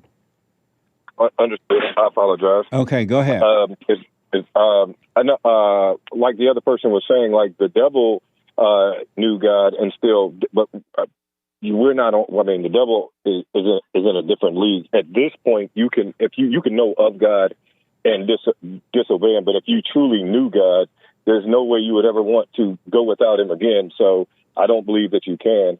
However, what I was calling in about is that Well, you thanks. always Let me talk. just say you this first. Thanks for responding to the biblical question, and I'll put my Yes, two sir. cents in on Sunday. Go ahead. I'll be looking forward to it. Right on. Well, you always speak about racism and that it's not real, Right. but it may not be real if you're speaking like in inside of the flesh or the human. But racism is real. As a human being, we're all in a race to get back to the Father, back to God. And anybody can be racist. It's not a color thing. Anybody who's obstructing another person's ability to return back to God would then be a racist because they're trying to stop the race of that person finding God. So it could be a prejudice by color, but color is in itself isn't racism. Racism is just another word for hate, which means, again, if I'm fornicating, if I am going around and sleeping with a whole bunch of women, that is hate. That is racism because I am halting those women by doing that. There's so many other things and factors that could come in to placate against that woman and her life. That is me hating her because I'm stopping her from being a virtuous woman. I'm putting a halt and slowing down her race to get back to God, because as long as people continue to do things like that, you're halting somebody. Now, if somebody is coming against you because of your color, that again is racism. They're halting it. But anybody can be racist about anything. It's all of the stuff is sinful, and it's created out of hatred, like you said. So, but Daniel, I don't know. You're not making any sense. What do you mean? Our battle is a spiritual battle. It has nothing to do with color at all. It has nothing to do with male or female. It's either hate or love.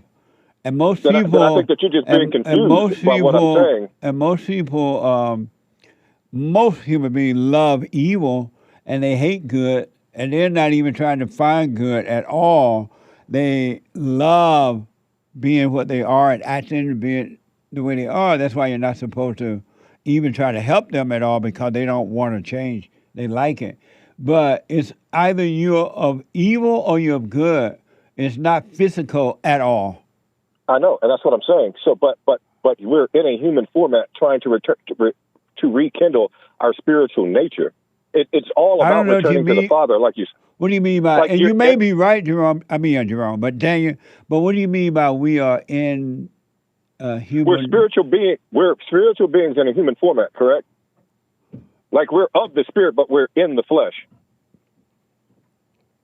And because we're born into the flesh, we do live in a body, but correct. Even in the body life, what you think is life is not even life. I agree, but that's a part of being in the human experience. That comes with the human experience. And what we have to do is remember that we aren't what we see. We are what we are. We are of God. We are created from God. And what happened is like you said, when we're born through the female, we're born into sin, which being born and then forgetting who we really are. But human beings are not having an experience of life. Well, what we project and believe is life. Again, there's two separate fields. You have the third dimension and the fifth dimension, meaning your spiritual realm, your spiritual side. We are, in essence, God.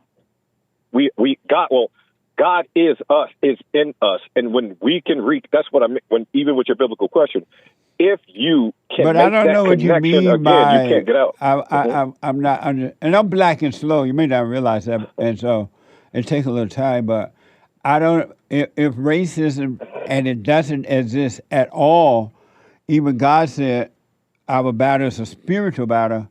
It's good versus evil. How can Correct. you even say that it's racism when it's really not at all?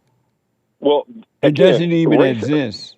No. Racism is another way of. Okay, it's called the lived physical lived experience is called we're called the human race.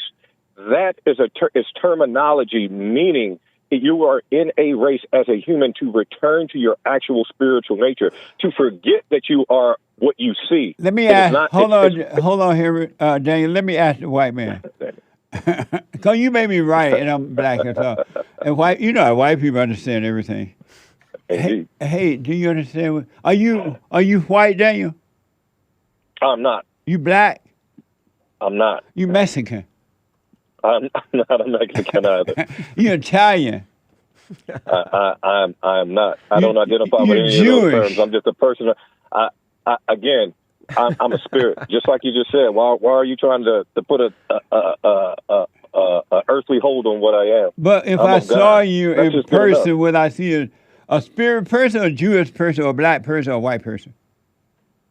You should see a child of God. You shouldn't try to identify. No, but what color will I see? It doesn't matter about the color, does it, Jesse? What color was Jesus? Amazing. See what I mean? It doesn't matter. That's But anyway, beyond us. hey, you understand what Daniel's saying? Yep. What is he saying? He's hijacking the word racism to have nothing to do with the different races. But he See, said white it is people smart. racist. What? He said racism does exist. Right, because he's hijacking the word to mean that if you exploit women, for example, you're hurting those women and hurting those women's walk back toward their race back towards Amen. God. See, the white people know. But that's not even true, though. It is true. No. Yes, it is. And Every I time somebody guarantee does you it's not something, true. I guarantee you it is true. How?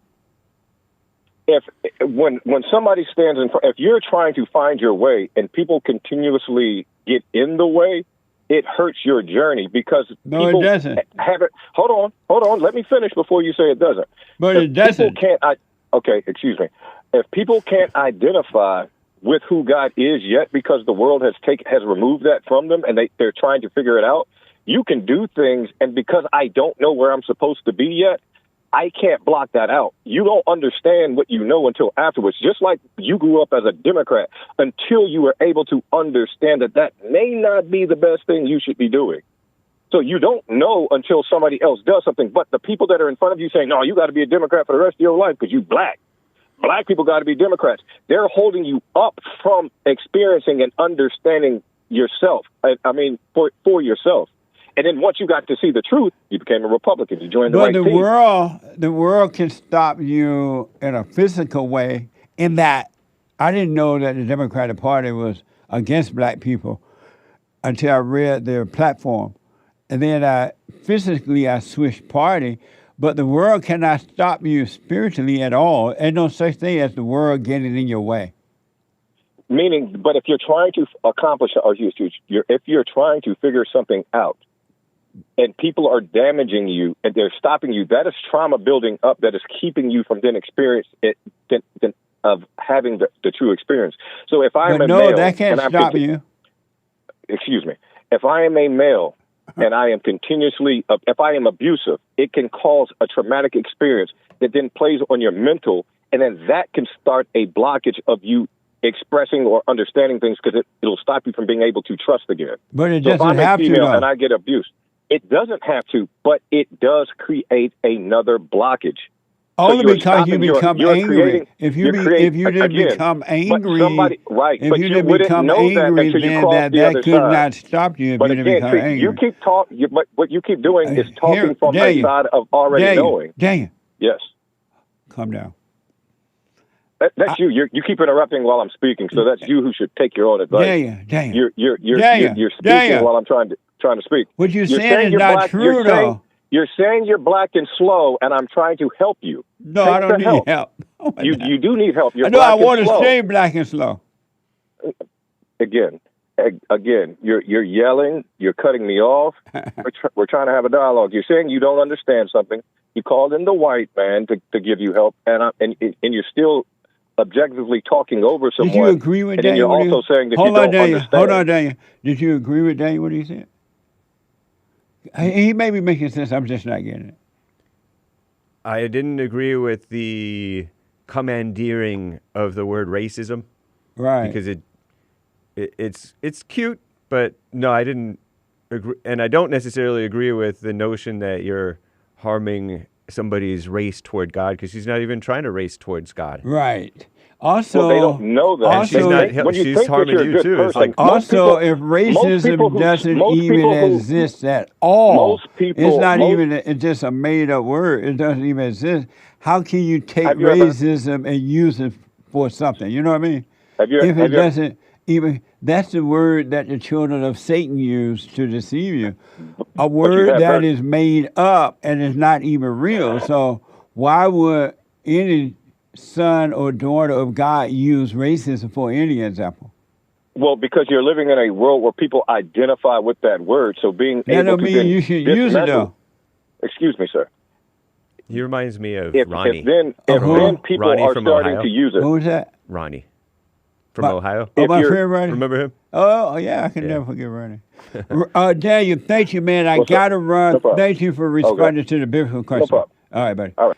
888-775-3773. I wanted to go to Henry, but I don't know where the whole thing is full, and I don't see what. How to handle thoughts throughout the day. Oh. What's his name? Derek, you wrote too many words. You It's sure filled did, up. man. It's filled all the way up. I can't even see it. Henry out of New York, you are on the air. How you doing, Jesse? All is well, Henry. It was kind of wild, that phone call. Previous, I feel like when them comedians going on behind somebody, it's like, wow, I don't want to go on behind that guy. Amazing. Amazing. What I've with Paul before, and I've been applying many of the things, and what I wanted to talk about today is something you have mentioned a lot, and when you talk about the past, you talk about what you went through. You talk about the days when you didn't seem like you were going to make it. You were feeling drained. I'm going through this. I'm applying the work, but I'm awed by how huge it is. Like it never ends. Okay, and many times Yeah. when I'm listening to the show, I'm understanding the principles. So I wanted to ask. Ask. People do. I want to ask, what does a day, so the thoughts are coming to you all day long, the opportunities, and you're applying this when the thought comes in. A thought comes in that is not you, and you say to that moment over and over, this is not me. I mean, because you say that all thoughts are all lies all the time. I agree. Yeah. Okay. But what I'm awed by is how many thoughts keep coming. Yeah. And you're the feelings of when you're going through a life challenge, the feelings of loneliness and the feelings of on support and family members, and you're living in a world when you're not like a lot of other. I'm black, by the way. He black. You sound white. I'm black. Why you I'm sound white? I'm a third white though. I got some white in me. But I'm living in the world, and you're alone because no one thinks like I do. Right. No one sees God or is attempting to feel God as I feel it. I don't want to argue with people. Oh, I love what you say about Henry, hold anger. on, brother. Let me take a quick break, all right? Gotcha, man. Hold on. Don't hang up. 888-77, just a quick break. Back in a moment. Around the world, most people are unhappy. They're miserable. They have rough lives. They're depressed, suicidal, young and old, of all races. I understand. I know why, and I do understand it. Because exactly what's happening in me is happening with everybody outside of me, inside of them. And I've noticed that with those who really, really, really want to understand, they overcome it just like that, out of one counseling session. If you need counseling, you can go to rebuildingaman.com or call 800-411-2663. 800-411-BOND. Best counseling service on this side of heaven.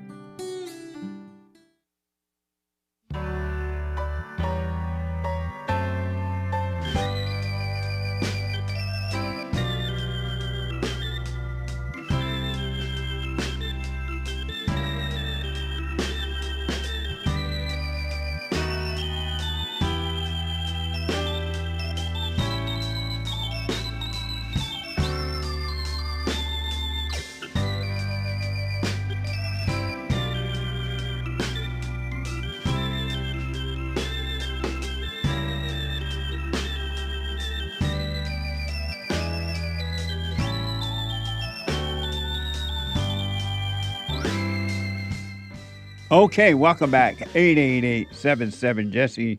Couple announcements. I do shout-outs for you.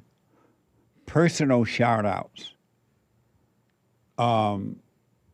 Birthdays, congratulations, encouragement, whatever. Announcement, getting married, whatever, right? Engage. Go to Cameo. CAMEO.com/Jesse Lee Peterson. CAMEO.com/Jesse Lee Peterson. Or you can, there's a second one now called shoutout.fans, F-A-N-S.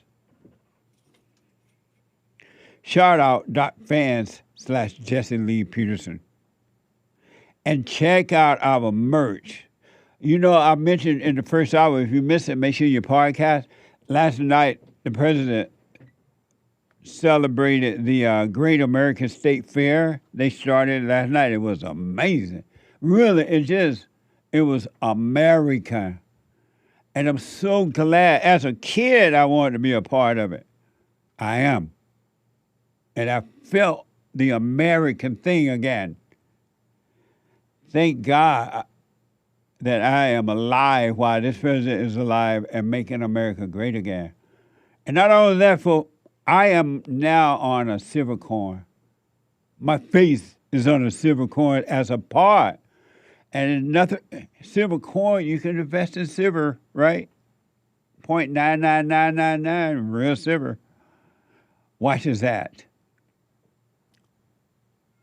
Hi, I'm Jesse Lee Peterson. 2026 marks 250 years of America, and they have put my face on this beautiful silver coin to commemorate this occasion. That's amazing. Call 800-411-2663. That's 800-411-BOND. Grab yours now before they are gone.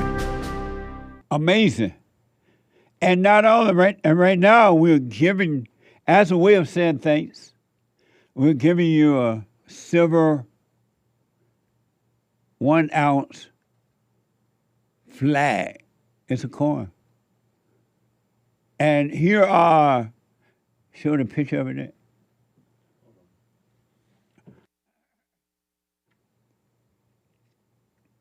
And for the 10th person that purchased the silver coin, you know you can invest in silver, right? So you can't go wrong. Silver and gold. Look at that beautiful silver coin. The 10th person that purchased the face coin with my face on it, you get that to commemorate 250 years of America. Read the restriction thing, Nick. Of course. This is a special bonus offer for the American Hope coin. And the 10th person to purchase the American Hope coin will receive the bonus flag coin as our complimentary gift.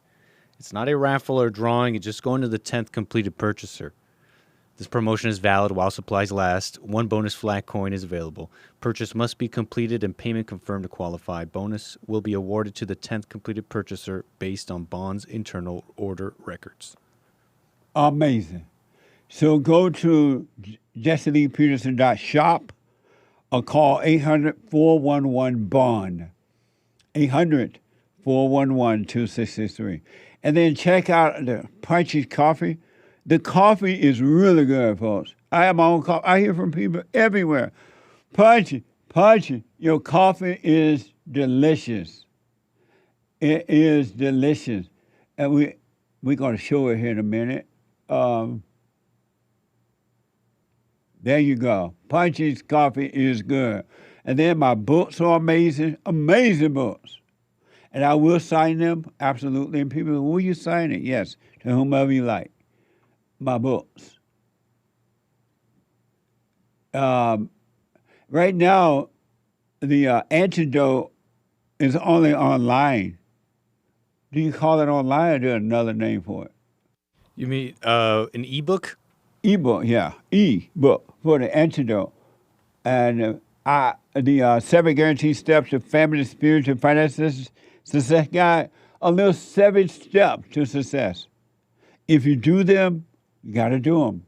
Be a doer of the word, not just a talker of the word or hearer. You got to do it. You will not regret it. And then we have the scam, how the black leadership exploits black America, and from rage to responsibility. Amazing. And so the mugs and the shirts and all that, folks, check it out. Every dime goes back to doing the work here as well. So you're helping in all kinds of ways. Go to jesseleepeterson.shop, jesseleepeterson.shop, or rebuildingtheman.com/stores. All right? And don't forget to like the videos. I want to go quickly back to Henry out of New York. And Henry was asking about thoughts. Go ahead, Henry. Yeah. I was just wanting to talk more about the daily the moment to moment, the application of the principle and how grueling you can be. And what are you when you're going through the day and you walk into a situation like I was told you before, my mom had passed away, and there's feelings of grief, going out into the world, recreating a life, blah blah blah. You say note thoughts. But I'd like sometime for you to talk about how a day looks like when you went through stuff. I wish you had some kind of words that you could say when crazy thoughts come, and you say, us, because something would trigger you. Y'all would make up some words that would remind you, because on a serious tip, it gets grueling. Thoughts of futility and fear come up, and I feel like, am I doing it wrong? Is it not working? Because my ego expects, once I understand the principle, these things will change very quickly. And I noticed that it takes a tremendous amount of work. So my question was, can you talk a little bit about, how the work can be sometime, and how I know you say stick with it, but sometimes talk about, how some people can experience quite a lot of pain. I hear it sometimes when I listen to church. I hear it in the people's voices that they're going through a lot, and I don't want to talk about negative things, but sometimes I just want to kind of make sure that I'm not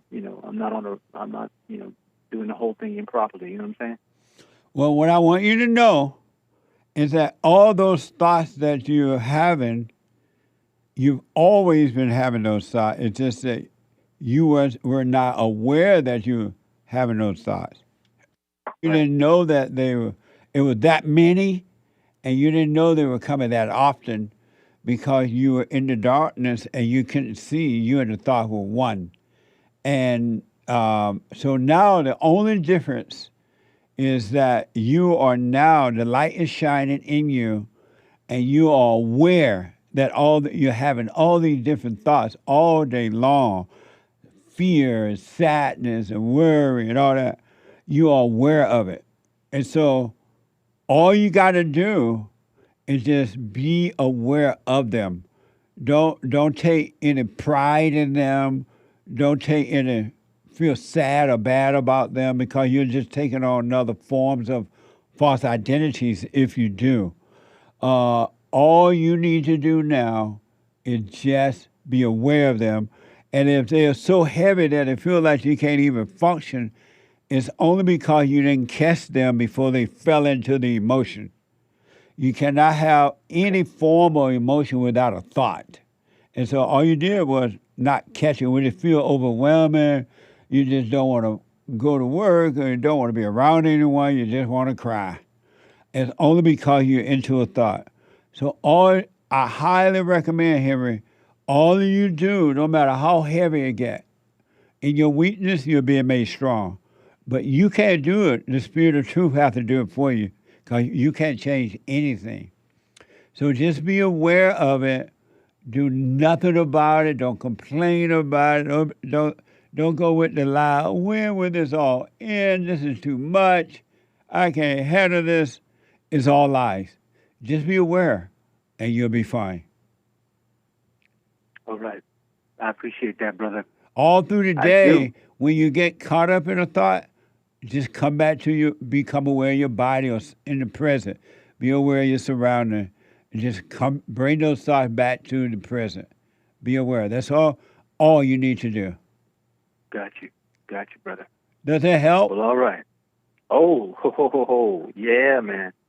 That's exactly what I needed to hear. I mean, I understand some things, but when you're dumb and slow, sometimes it take a while, But you're fortunate, and now you're going to discover your weakness, because you will see that I can't do anything about this.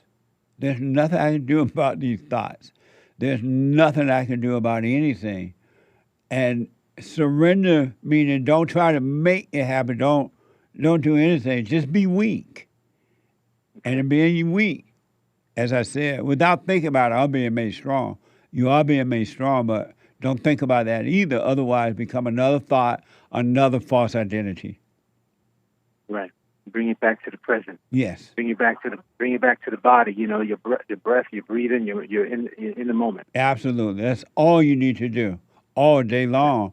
And that's what it means to die daily, is that you're quietly seeing those thoughts without even anyone else around you realize you're doing that. And in doing that, you're dying from them. And then, and even if it's like really, really overwhelming, just relax in it. Take the pain, but don't resent the pain. Don't call the pain you. Just take it and go through hell, and heaven is right on the other side. Right. All right, brother. Are you doing the silent prayer every morning, every night? Shoot, brother. Yes, and then some. Right on. I'm trying to do it. I try to give myself other times in the day when I do that same thing. I have to, because I feel like I'm losing it. So twice a day isn't enough sometimes. Just saying. You're right. That's why the Spirit of Truth said to pray without ceasing. And what he's referring to, always be present. Because when you are present, you are walking in the light. You and God are one. You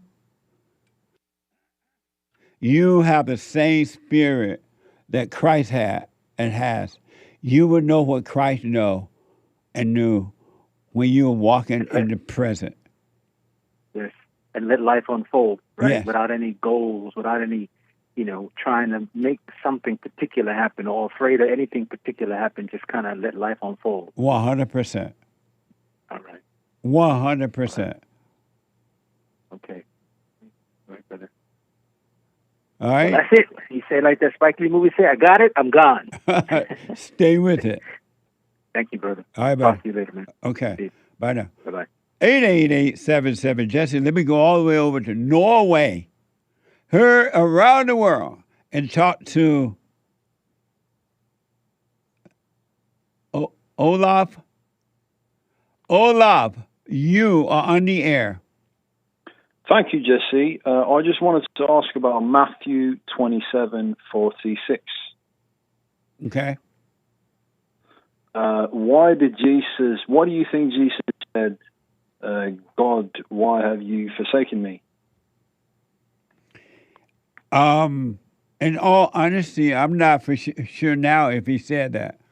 I think that's made up. Oh, really? Yeah. Oh, are you sure? Because God never forsake you. God never leave you. The Spirit of Truth never leave you. It's you that walk away from it when you go back into your imagination, into thoughts. Well, one thing I know for sure is that we don't have any free will. So if you did say that, I mean, it must have been something clever from God Himself. Yeah, in the Bible, it's been rewritten and reworded and been so changed now. There is some truth still in there, but a lot of the things in the Bible are not real. They've been made up by man. Yeah, I mean, but it is in the Bible in right. 2 books. It is in the Bible, but I'm not sure. It's also in Mark 15:34. I'm not saying like right. I know everything, but I'm just saying like it is in 2 books. So I just wanted to ask I know that about it because of that reason. But one thing I do know for sure for myself is that when you go into thoughts and they fall into emotions, bad or good emotions, it feels like God has left you then, forsaking you.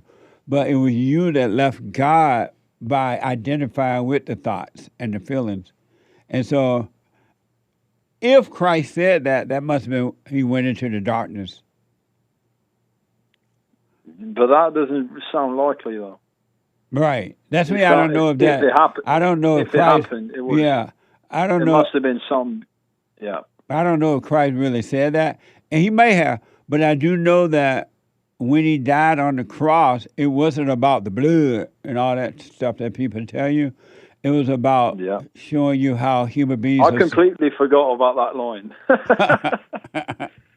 I completely forgot. It's about showing you how evil people are, that they'll try to kill you because they hate the truth, and they don't want it to get out. Jesse, how did you enjoy your sweet potato cake? It was so good. It made me want. It made me want to slap my mama. It was. It was. Have you ever had sweet potato cake? No, but if I go to the U.S., I'm probably going to try the sweet potato pie. You owe it to yourself if you do come. All right. But listen, I don't want to take up too much of your time. But listen, you just... I bought you a book, actually. I bought the 7 Guaranteed Steps. I just bought it right now. Right on, man. If you do it, it's going to be amazing, all right? You got to do it. I appreciate that. All right, cool, man. But listen, you take care. I will. Good hearing from all the way from Norway. Thank you. Yeah. All right, Norway's with you. Right on. There you go. Thank you. All right, I see. All right, buddy. Bye now. Let me go to Brady out of Arizona. Brady, you are on the air. Yeah, good morning, Jesse. Hey, I don't know Brady. if you saw the Great White Hope is introducing a nationwide right to carry your gun for everyone in the United States. So I'm really proud of that. He's done a good thing for once. I criticize the Great White Hope quite often, but the Muslimification of Europe and the United States, where all these invaders are coming in, they're going to be quite eyes wide open when they see everybody in this country is carrying a gun on their side, on their hip, not a sword, a gun. And when did he do that? Well, it's just been proposed. He's just drawing it up right now. But right on. Like, he's real close to getting it done. He's got to pass a couple of things, but I think that would take a lot of the crime out of the situation. Just look like I agree. Or if you look in California or Chicago or all these places, these people just mug you like it's nothing. They're allowed to carry a knife and gut you like a deer. As soon as we start carrying a Glock on our hip and start popping a few caps in their head, I think the crime rate and the invader rate in this country is going to drop. It will. Absolutely. I didn't know he had done that, but I'm not surprised to hear this. Did you see last night the beginning of the Great American State Fair celebration? I didn't get a chance. No, I didn't see that. Brady, make sure you go and watch that. What's it called again? Great American State Fair event last night. Okay. It's gonna make you. It was the kickoff last night, and it's gonna make you. I mean, the word "proud to be an American" doesn't even describe what's gonna happen when you watch that. All right. Oh, good. I'm glad because one thing that Trump is finally distancing himself from Israel. The most hated place in the world right now. Trump is not distancing himself from Israel. Well, he's distancing himself from Bibi. He's getting away from military. No, he's not. He's not doing that either.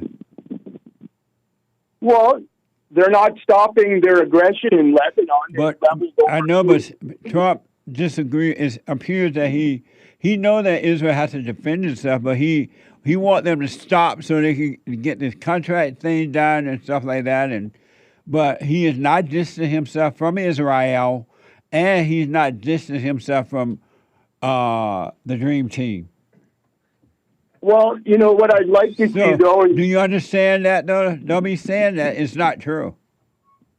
I mean, you get your news from Fox News. No, Jesse. do you understand, Brady, do you understand the president is not distancing himself from Israel or I think he or is. the Dream Team? He's not going to tell you everything Israel. that Israel stands for ISIS, Ra, and L. That's not Figure it true. out, Jesse. That's not true. Yes, it is. That's not true. Yes, it is. That's wishful thinking. But what does it stand for then? Love. Oh my God.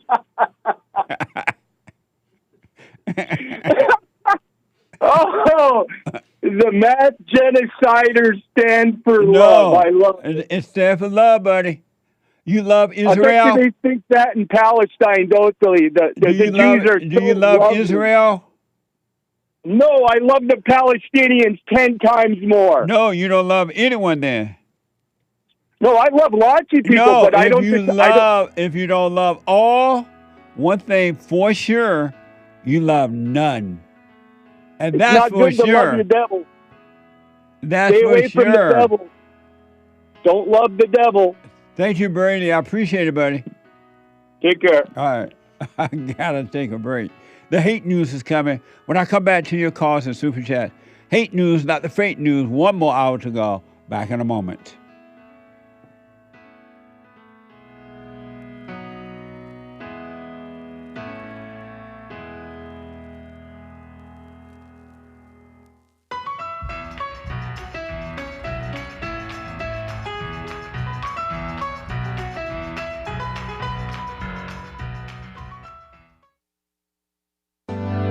Steve, thank you for calling and thanks for holding. How have you been helped by the show? I'm going to tell you this. I believe you might go down in history as one of the greatest, if not the greatest, black man that ever lived on planet Earth, as far as I'm concerned. I don't know anybody before you that's been that great.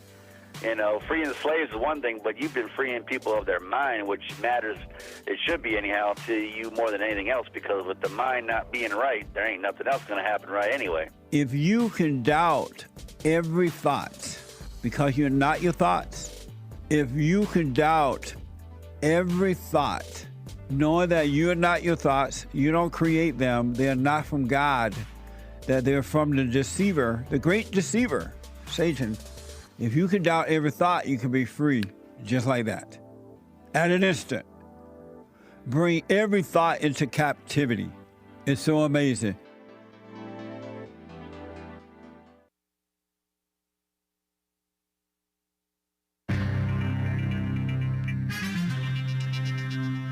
Some serious mess going on in this here world. Am I right or am I right?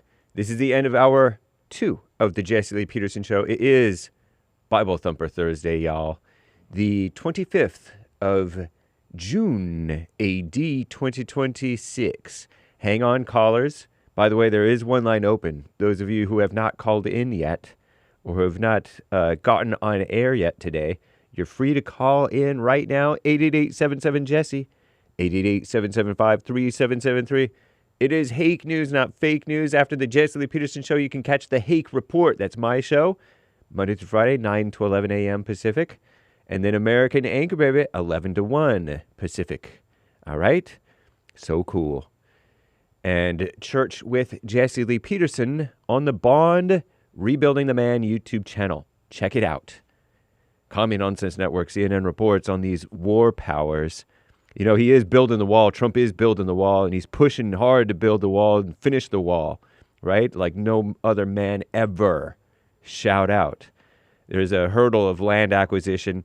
Extending the wall requires seizing privately owned land, primarily in Texas, Tejas. Let's hope that they are patriotic Americans who see that, and they don't want illegals crossing into their land for the most part, who see the need for the wall. War powers, though. A day after voting to limit President Donald J. Trump's Iran war powers, the Senate walked back its rebuke, according to CNN, Commie Nonsense Network. It was a late-night vote on Wednesday, yesterday, came after Trump expressed frustration with Senate Republicans, arguing that Congress had undermined his position at the negotiating table with Iran. Duh. What a mess. Anyway, contraband. The Justice Department has announced charges in a quote-unquote sophisticated criminal operation that it says used high-powered drones to deliver weapons, drugs, cell phones, and escape tools into prisons in East Coast states. Wow. Authorities say the rogue drone operation led out of a former daycare in Georgia, was a staging ground where multiple drones were launched on covert missions to deliver the contraband by air to 10 federal prisons at night. Whoa. Really? Anyway, Taylor Swift is going to get married to Travis Kelce. Some people pronounce it Kelsey because these Kelces are too weak to correct anybody. It's kind of like Hake answering to Hank, or James Hake answering to Jake Hake. And, what's her name? Going by, Chrissy Teigen. It's Teigen, not Tegan. But she's too weak to correct anybody. But anyway, they're going to get married in maybe New York City's Madison Square Garden. Not sure. But the evidence is looking oddly compelling, says Commie Nonsense Network, CNN. I'm sure you were chomping at the bit to get that news. Nike has some mind-altering shoes flying off the shelves. And I disclaim, Nike's Mind shoe range has rapidly sold out across the worldwide release, with buyers eager to get their hands on neuroscience-based footwear. No endorsement implied, nor opposition. And speaking of opposition and endorsement, Ben & Jerry's has this flavor called milk and honey, and it's stirring debate. Is it a political pint? Are they Israel people? Or Israel was the land of milk and honey, right? The land of Canaan? I don't know. I don't even know. Anyway, Venezuela is reeling after those twin earthquakes. And I was thinking, I forgot that Venezuela was where Trump sent the military down to go get Maduro. Acting President Delcy Rodriguez says the powerful back-to-back earthquakes on Wednesday evening killed at least 164 people and injured close to 1,000. God's judgment? I'm totally kidding around. Maybe that's too soon to joke around like that. Pardon me. Inappropriate. Anyway, it's a 7.2 and 7.5 magnitude earthquakes. Crazy. I told you about that last hour. I'm James Hake. Now back to the Jesse Lee Peterson Show. Hour 3.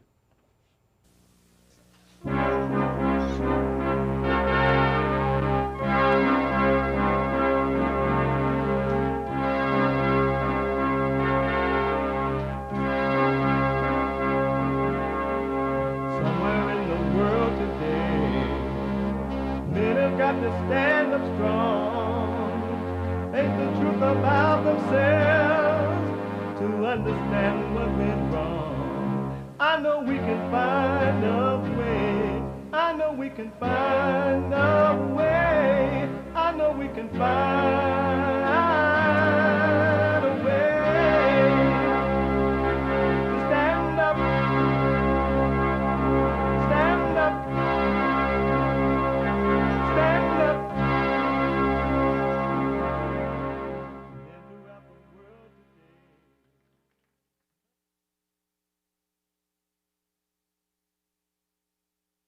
Uniting the racers with truth instead of dividing them with lies.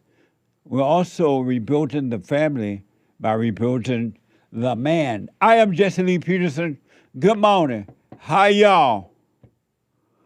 It's Thursday already and again. Isn't that amazing? Yes, Jesse, that is amazing. You can get involved by calling 888-7753-773, 888-77-JESSE, Jesse, Jesse. And my biblical question, can you know God and reject him? Can you know God and reject him? Can you know God and reject him? An amazing question for those men and women who want to know themselves. Amazing. We have every way that you can watch and support the show listed on jesseleepeterson.com/show. And by the way, don't forget to like these videos.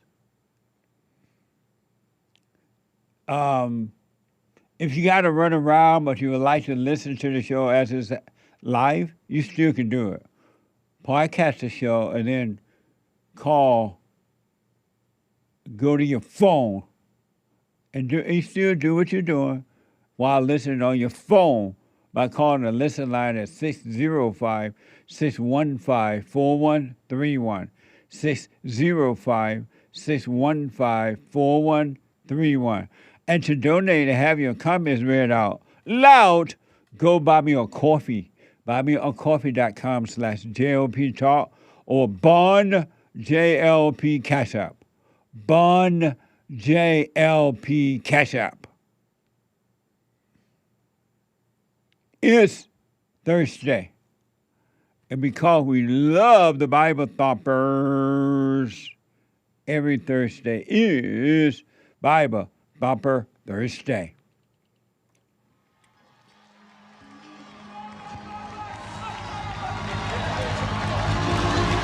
All right, brother. Are you ready? He's drunk as a badger. He's drunk as a bastard. Go ahead. Let that Holy Ghost language come up out of you. Go ahead. Oh, shut.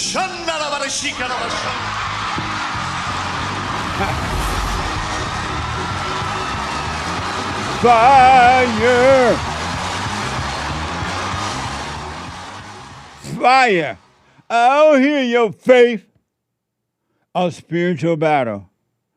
I want to go back to the phones, and I had something that I wanted my expert to explain to me. All right? But first, let me go to Clay out of Massachusetts. Clay, you are on the air. Hey, how's it going? All is well, Clay. So I just had a quick question. You're not on a speaker or anything, right?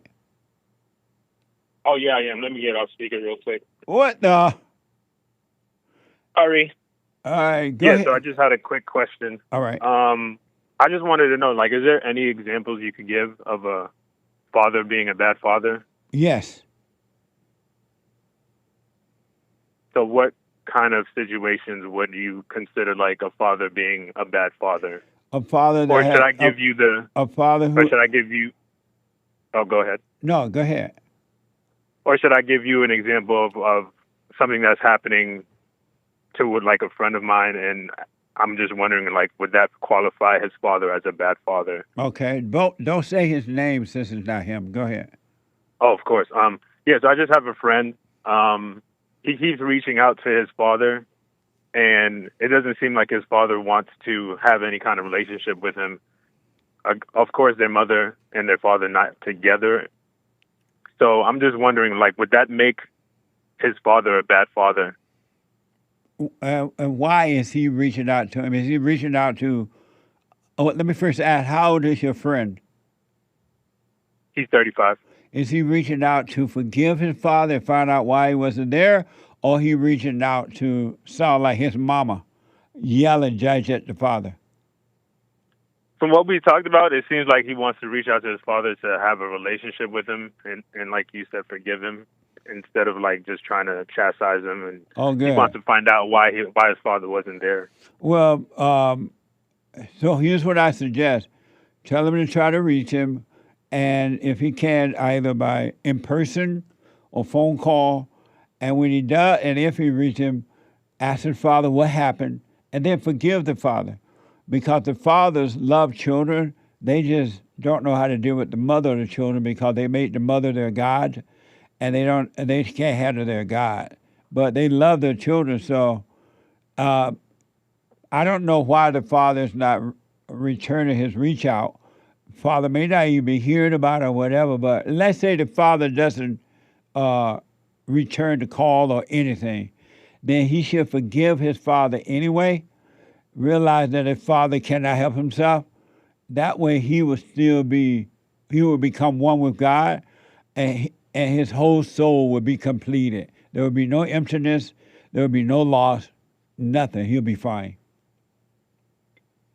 Okay, so that doesn't make his father bad if, like, he reaches out, maybe his father answers, and he's like, oh, I don't want anything to do with you. Right. Okay. So it's basically like his father just can't help himself. 100%. The father or the mother cannot help themselves. And so the same thing that's driving the man, that your friend that want to reach out to the father, is what driving the father. So he just can't help it. So don't judge him, forgive him, and the son will be free no matter what whether the father return or not. Okay. All right. Yep. That's the only question I had. So amazing. Thank you. All right, buddy. Amazing. Let me go to Phillip out of Missouri. Phillip, you are on the air. Hey, Jesse, how you doing? You well? All is well, Phillip.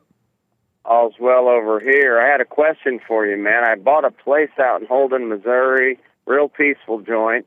And, I was wanting to ask you. I know I sit by myself and don't let the thoughts get to me, but I was going to ask you, how much time is like too much loneliness? Because I've been out there, got away from the devil woman, and I really enjoy the place. It's very peaceful, but, sometimes I think I'm out there all by myself, I'm going to get cabin fever like Johnny Depp in Secret Window. I'm going to start talking to myself or something. I don't know. Are you lonely? At times I don't feel lonely, but I notice maybe my body is. I'm so used to engaging in work, but now I'm doing this night shift. And I guess you could call it lonely. I just don't have anybody in my life except for God. Just because I'm alone don't mean I'm alone. Thank you, Jesse. Well, are you lonely? A lot of times, yes. Not all of the time. And who is lonely?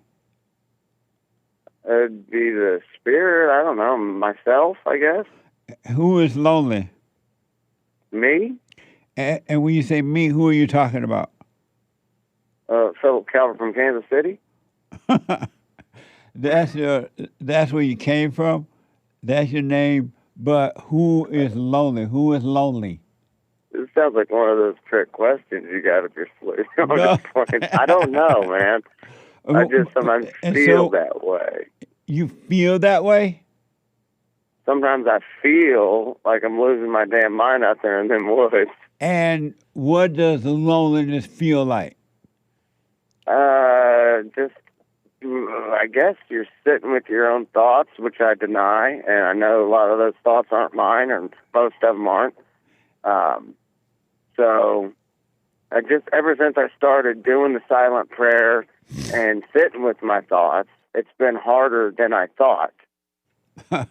If that makes sense. It does. Like, I don't know if you've ever had that happen to you. But what does loneliness feel like? It just feels like you're the only one on the world. Like you're the only one on the planet. My point is, Phillip, and this I promise you, there's no such thing as loneliness. Loneliness is just a thought. And because you identify with the thought and react, you feel what they call loneliness. Your body feels pain, you call that loneliness. But I promise you there's no such thing as loneliness. It's just a thought. Let it pass. And are you doing the silent prayer every morning, every night? Oh, yeah. And sometimes even in the daytime, when I just get a chance at work, I got a truck, so I can sit in the truck and try not to let anything get to me. And I do doubt the thoughts all of the time. I don't trust the thoughts. Right. And So when they I come just- about loneliness, then just know, no, that's not me. I'm not lonely. And then eventually you will never, ever, ever again experience what they call loneliness because the thought of it would be gone, would disappear. It's just Yeah, a but thought. this- It's not even real. But the Bible Thumpers on Thursday, I got to say it, they want you to get involved in the community. I've been to the hooping and hollering churches. Right. And I don't know if that's the best method. Like, it's okay. I've been there a couple times. Not my favorite joint.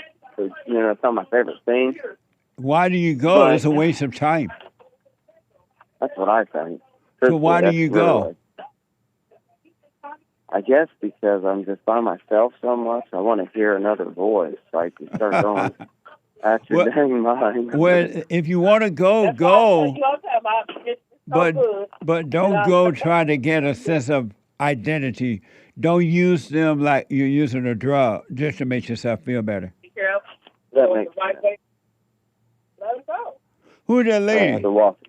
That's a lady. I had to walk in the gas station to get a gallon of water because I Oh, got to do okay. another night shift. Okay. I But thought it I'll was be- Maze. Yeah, I'm. No. Shout out to But, Maze. yeah, I don't have that much money right now, but yeah, someday. But listen, but- just when that Yes, thought sir. comes, just be aware of it. Do nothing about it. Don't call it you.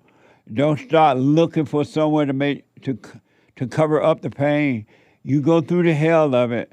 And I'm telling you, if you're by yourself, you're never alone. If you're with a crowd, you're never alone. If you're with someone out there with you, you're never alone. You're going to be fine, I promise you, if you let this pass or you can die from it. It's just an illusion. Absolutely, absolutely. So yeah, the thoughts of women and I'm ignoring them. Right. And Yes. I think that's the best bet. It is. Because and that's honestly, I'm just trying to get over that. Yeah, and don't fight with the thoughts. Don't argue with them. Don't cooperate with the temptation of thoughts at all. No cooperation from you, meaning you don't call them you don't fight, you don't overreact, you don't do anything about it. They're getting no cooperation from you. They have to leave. They have no other choice but to leave you and go make a home somewhere else. Yeah, I think that makes sense. What are you doing on White History Month? Amazing stuff. I'm glad you mentioned that. The White History Store is now open for T-shirts and mugs and all that, so that people can go to. Is it Jesse Lee Peterson for that too? JesseLeePeterson.com.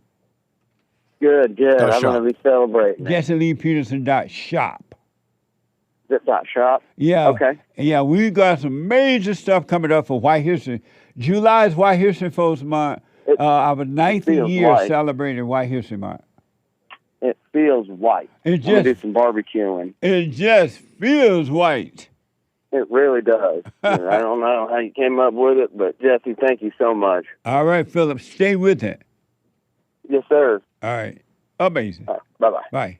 888-77-Jesse. I want my experts to react to this video. I want to see I haven't discussed this with them at all, and I want to know what y'all think about it too.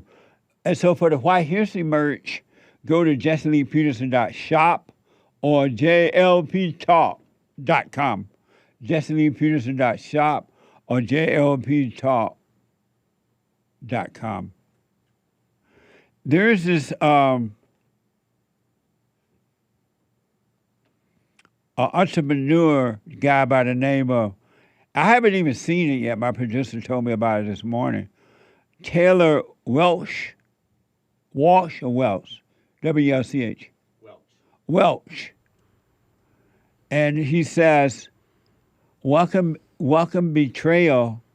Welcome betrayal as a way to share in Christ's own suffering. Arguing that betrayal doesn't break. Arguing that betrayal doesn't break him, but actually make him more like God. I haven't seen it yet. Watch this from YouTube. I want to be willing to be brokenhearted the way God is brokenhearted, because God has been betrayed more times than I have been betrayed. And betrayal in some regards makes me more like him. It makes me sad. Jesus was a man of sorrows. It makes me understand God's heart more, because now I get to experience what Jesus experienced when one of his best friends turned him in. So I don't think through betrayal anymore as something that like I have to protect myself from. I think that it is something that if it does happen, then it makes me more like the Father. Interesting. I haven't seen it yet. First time seeing this. Hate is the host of the hatereport.com from 9 to 11 a.m. and an expert here on JLP show. And then over there, or it should be over here, is the American Anchor Baby. No, he should be. I'm just joking. He run the board. The American Anchor Baby, the host of the American Anchor Baby at 11, right after the Hate Report from 11 to 1, and an expert on the Jesse Lee Peterson show here. Hey, what do you say to that? That's nice. It's a nice sentiment. I didn't like him saying betrayal makes me sad, but I suppose it does to us, to some of us, and some of us it makes us mad.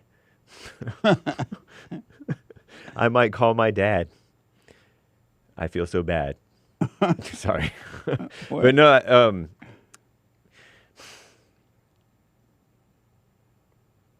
I think he's kind of right. He's getting warmer. I'll say that and shout out. Okay. Yeah. And he said that he wanted to be like Christ, and that betrayal make him sad, and because it made Christ Jesus sad. was called a man of sorrows, or at least in Isaiah they talked about a man of sorrows in the prophecy about him in the Old Testament. Oh, that's in the Bible?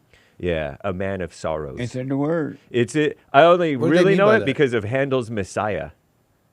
The Christmas music. George Friedrich Handel. Anybody? Oh. I don't know what you're talking about. I'm white. Evidently. Yeah. You're too white. And what do you think about what he said? He was a man of sorrows and accustomed to grief or something like that. Who? Jesus. Amazing. Why'd they say that in the Bible? What do you think? Like, what's the context, or why do you think they wrote that in there? Acquainted with grief. Oh, so like basically just means like so-called bad things happened. Yeah. That's all it's saying to me. Right. You asked me what I think about it, Jesse? Yeah. What do you? How do you respond to what the young man said? Makes me think about what you were bringing up earlier about a state of being, and that kind of conversation you were having earlier. Right. A state of being. I can't help but how do I put it? I can't help but think when I hear people say, "Oh, I need to go through pain to get better," and how do I put this? To like level up in a sense, go through betrayal to get like, and to go through some sadness and all that. Right. I can't help when I hear that think that the person is missing something, because that means they're saying that God and Jesus were full of sadness, and they also saying that God and Jesus are lacking understanding, because I can't see God looking at a person and not realizing, okay, well, that's just evil, and not feeling sad about it. Can we play that one more time?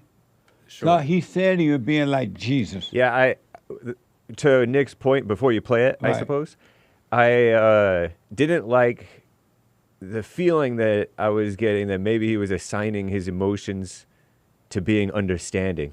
When you go through something that causes you to be emotional, you think Right. you have understanding, and then you think that you feel like you're maybe closer to God, and this is what God must feel like. If that's what he means, that he's not getting warmer. So it also sounds like he's not catching his breath, Letting it go. letting it go, Turning his cheek for the sake of the show. for the sake of the show. but just because he's alone doesn't mean he's lonely. Jesus / the suffering servant in Isaiah 53:3 was like despised and rejected. Amazing. And that's what happens to Well, kind of everybody. And Okay. if you bear up under that with dignity and get past it, If you do the if. yeah, then you're like Jesus or something. Amazing. He's not. They're making Christ to God more like him, as opposed to him being more like God. Interesting. Uh-huh. Wow. Now what do you got to say? Shots fired from me. You said you wanted to play it again? Yeah. I want to be willing to be brokenhearted the way God is brokenhearted, because God has been betrayed more times than I have been betrayed. And betrayal in some regards makes me more like him. It makes me sad. Jesus was a man of sorrows. It makes me understand God's heart more, because now I get to experience what Jesus experienced when one of his best friends turned him in. So I don't think through betrayal anymore as something that like I have to protect myself from. I think that it is something that if it does happen, then it makes me more like the Father. Okay. I don't know about this broken-hearted talk, but How do you mend a broken heart? I don't know. I have to listen to some soul music to find out. Yeah, what's the next lyric? Maybe there is no mendation or mending. Sorry. How do you mend What's the next lyric? We'll a know. broken heart? Okay, but I did like one thing that he said, that you don't necessarily protect yourself from being betrayed. In that you don't you're not trying to protect your feelings. Oh, okay. Yeah, I like that part. What do you say, Anchor Baby? I see that now that you mention it. That is something, that is a sort of good in something he was saying. But I mean, to respond to Hake, but I feel the same way as before. It just, he seems to be making God like him, and that he has to go through heartbreak. It means that God doesn't understand. Why that do doesn't you- make sense to me. Right. Why do people think Jesus felt sadness at all when Jesus was all love? And why do people think Jesus felt sad because somebody betrayed him when he was only showing you, by not reacting to it, human nature, and that human nature is evil, and betrayal is part of that. And he knew it wasn't a person doing it to him. Well, all of the preachers nowadays, practically, and all of the singers, the Christian music and worship music singers, portray that, and people tend to project. We tend to project our emotions on one another and on God. To Jesus, huh? Yeah. So it's like intellectual, emotional misunderstanding. Nick, why do people think Jesus was all sad or crying or felt any loss when Jesus was whole and in him nothing was missing? Because they're sad and crying. It has to be that, because it just has to be that. But Jesus was none of those things. He came to tell us, that's not who we are either, that death has been conquered and that we are free and that we are now sons and daughters of God. So come on back home to the Father and things are fine.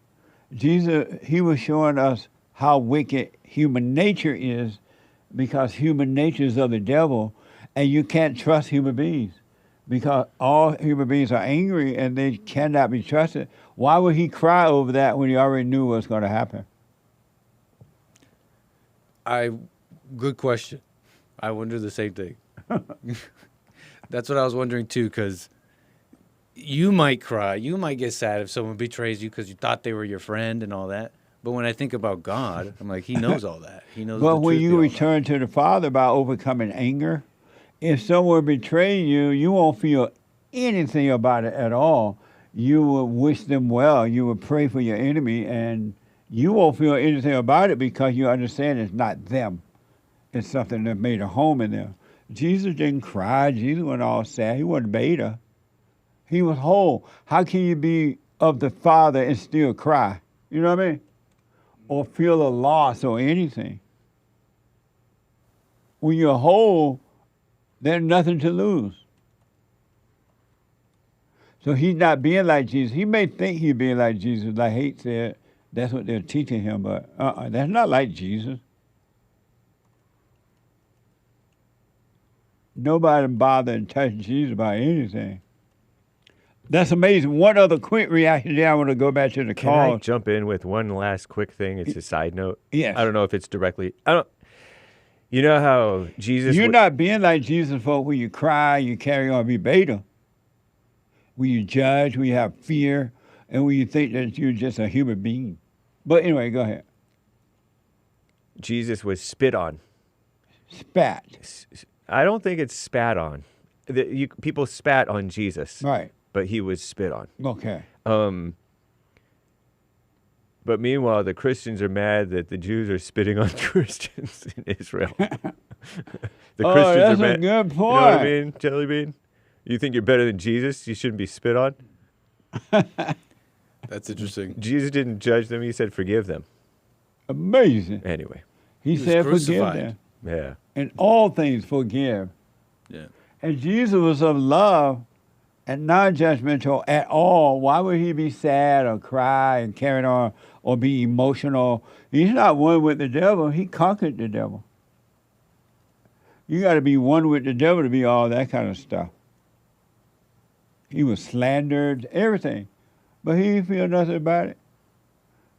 And then he said, I'm the Son of God. And then they stoned him, threw a stone at him. He was like, what the? Let me get out of here. These nigga rah-rah. Did Jesus, when they say he wept, it was because just one time, right? He never wept. Or whatever. They say that. They lied. I think it's, well, if I remember the story correct, it was over because people didn't understand. Right. And that's totally different than crying over the things that they're talking about here. Yeah, but I doubt if he cried the way they say he cried. Otherwise, he would have to have that song, I cried over you. What a fool I've been. Now your time to cry over me. All right. Let's move forward. Don't be jealous. Hey, this is another video that popped up, and I guess people have forgotten about it. I don't even remember it. X, a resurfaced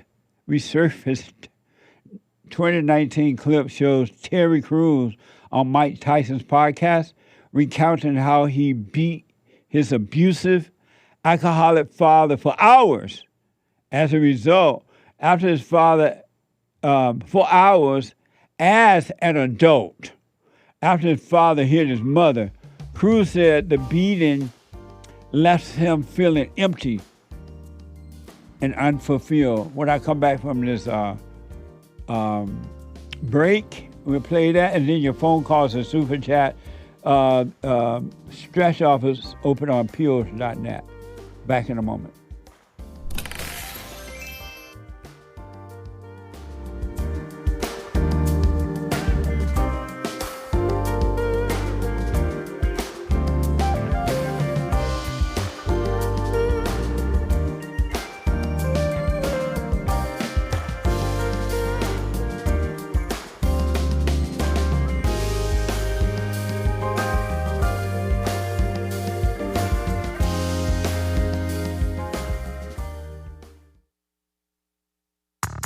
I recommend you get a copy of my book, From Rage to Responsibility. I write about how the spirit of anger was taken away from me 29 years ago. I forgave my mother who tried to turn me away from my father, and I returned to my father, and through him, my father on earth, and through him I was able to return to God. No man or woman can return to God unless you go through the Son. And men are sons of God. They may be weak, pathetic examples of it, but it's the spiritual order of life. God in Christ, Christ in man, man over woman, and woman over children. So get From Rage to Responsibility. I write about that. Go to my website, rebuildingtheman.com for an autographed copy, or call 800-411-BOND. And donate to my nonprofit, Bond, the Brotherhood Organization of a New Destiny. We are rebuilding the family by rebuilding the man.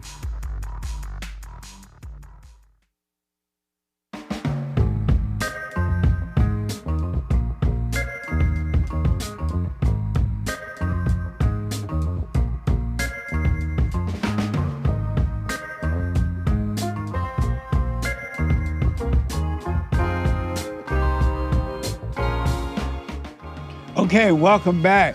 Breaking news first. You remember you heard it here first. The Supreme Court, Alpha. The Supreme Court gives Trump, according to CNN, live updates. The Supreme Court gives Trump 2 major wins on 2 immigration cases. The justices ruled the president can end temporary protections from deportation for some foreign nationals and can restart a controversial asylum policy. And that's out right now. Amazing. Congratulations, Mr. President. Making America great again. Y'all better be thanking Mr. President. Thank God first, and then thank you, Mr. President. It's amazing. But announcement.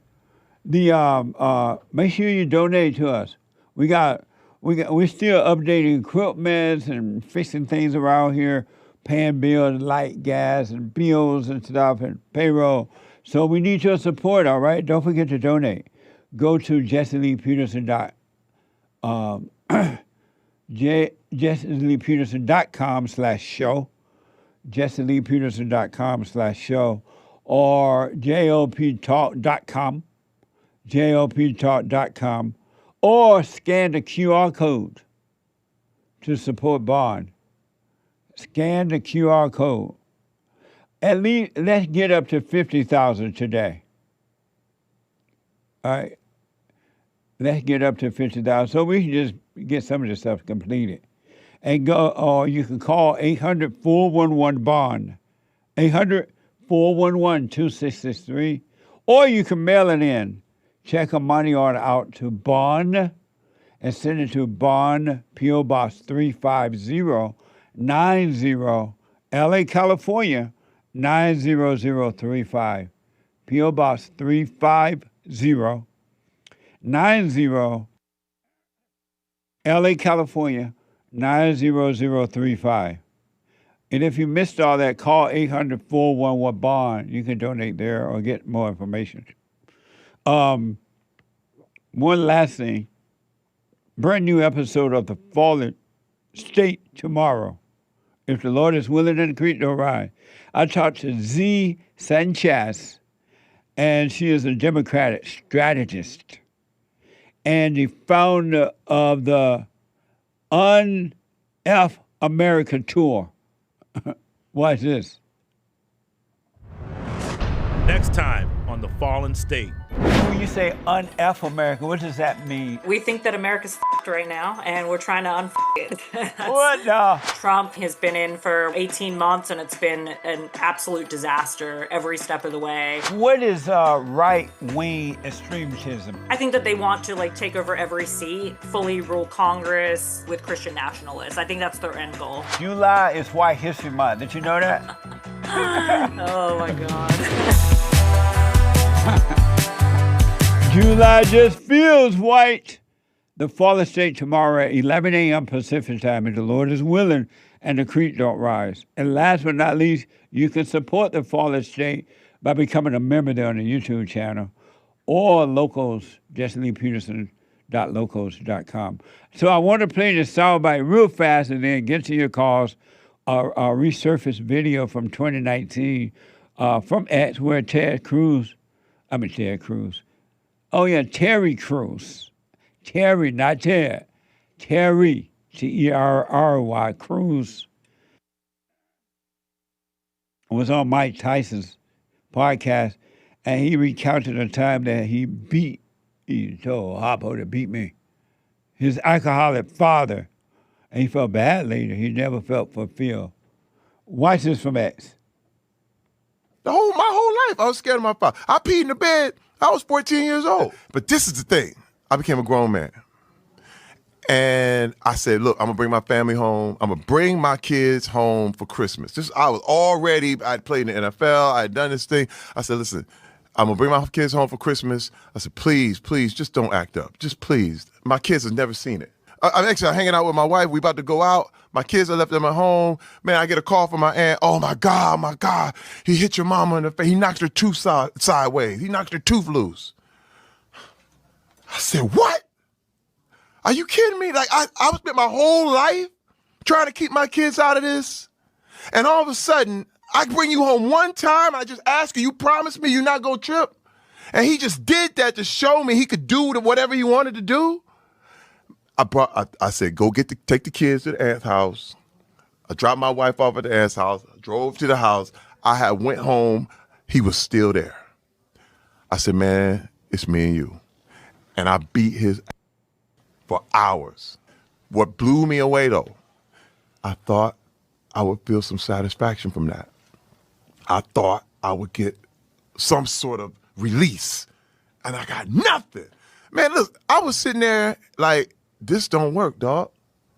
This don't work. I got revenge. Wait, I got all the revenge I wanted. He was laying there talking about, do him, please, please. All this beating people ass stuff, it don't work. I guess he didn't know about Romans 12:17, through 7. Romans 17. Repay no one evil for evil. Repay no one evil for evil, but give thoughts to do what is honorable in the sight of all. Amazing. And Romans also said, to the contrary, if your enemy is hungry, feed him. If he's thirsty, give him some water or something to drink, even if a little red wine. No, I'm playing. No wine. Give him something to drink. For by so doing, burn coals on his head. For by so doing, you will heap burning coal on his head. Do not be overcome by evil, but overcome evil with good. You got to love. Fighting somebody is not going to hear you. As a matter of fact, when you're doing that to someone else, you're doing it to yourself. Right away, what you put out come back on you. Because you have no love. If you put out love, you get love back. And love means it's not an emotion. If you have emotional love, you're evil. If you feel emotion, you're evil. What do you think about what Ted said right there? Anchor Baby. Sounds like the truth. As in, when he saw that he was left empty. Right. He thought he was going to feel better. But it wasn't the answer. That's very interesting. Super. Amazing. What did you think, hey? Playing God, thinking he was going to teach his dad a lesson. Yeah. Amazing. 888-77-JESSE. Yeah. That was from 2019. It's a resurfaced clip. Right. Yeah. 2019 from X, a resurfaced clip. I was on that podcast show too. They Nice. never did show it. Because this man, Tyson, he just opened it. Oh, he was like really honored with me. He was agreeing all the way. I guess, I don't know what's going to happen. But let me go to William out of California. William, you are on the air. Hey, Jesse. Hey, William. Amazing. Can you hear me okay? It sounds kind of, it's not really clear. Well, okay, that's you better. Picked me up you picked me up kind of sudden, so I got to pull on over here. I don't want to be breaking the law, you know. Okay. But today is an amazing day, is it not? Oh, every day, but you're right. Absolutely. I knew nothing about that Washington, D.C. State National Fair. That's amazing. Is that supposed to go on until the 4th of July? Yes. William, that's Nice. amazing that the word wasn't out that they're going to be celebrating this thing on Monday night. It was the beginning of it. The Great American State Fair. You would think everyone would have known about it, but a lot of media didn't even report on it, and they didn't show it. Well, and I don't watch a lot of TV. I'm on the road a lot. I work. I'm a delivery driver, so I get my news from you guys, actually. The hate news, not the fake news, That's right. So, right on. So, yeah, I wanted to answer the biblical question. It was, man, I went back and forth. Jesse, I ain't going to lie. Can you know God and reject him? So I thought yes. Then I went no, then yes. But I think I'm going to land on you cannot know God and reject him. And why do you say you cannot? Because if you know God, you know truth. And if you are of God and you're one of his kids, you cannot reject him, which would explain why Satan did what he did, because iniquity was found in him and he was a liar and deceiver from the beginning.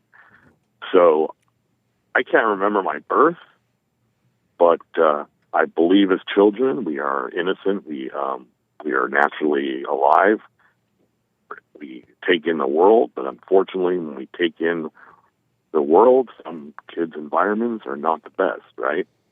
Yeah. So you are a product of your environment. There is truth to that, because a kid doesn't know better, especially when a parent does not teach the ways of God in a loving way from the beginning. Then it's a struggle uphill, and so that's why we have to work on ourselves. And so that's why I've stayed listening to you, even though I don't agree with everything. Not all, but most. I do agree with you, Jesse. Not all, but most. Mostly, Jesse. Right on. I would agree. Right on. So there's my answer. And hey, it might change tomorrow. I might get more information. Right. Right on. Well, I'll put my little 2 cents in on Sunday. All right. Well, I'll try to stay present, and you have a blessed rest of your day. And tomorrow's Friday. Can you believe that? Already. And no. So, and again, one day I hope to come down to L.A. and visit y'all, and because that is where I was born, was L.A. Right on. And hope to make the drive one day. Absolutely. So hang in there, man, and God bless your work. And shout out to Anchor Baby, Bert, Bill, and all those people behind the scenes. All right. Thank you, man. Thank you, William. And I'll put my 2 cents in. Be careful on the road. Thank you. Yes, sir. All right, buddy. Bye now. Amazing. Let me go to Drew out of Nevada. Drew, you're on the air. How you guys doing today? All is well. I just had a comment, please. Okay. Well, I'm really excited for White History Month, and I find myself getting really, really excited after the July. Right on. Amazing. Well, get your hats and your T-shirts at JLP Talk. JLP Talk. JessieLeePeterson.shop. JessieLeePeterson.shop. Jesse Lee Peterson. It's going to be amazing. The 4th of July coming to. The president celebrating 250 years of America. It's going to be some exciting time this July.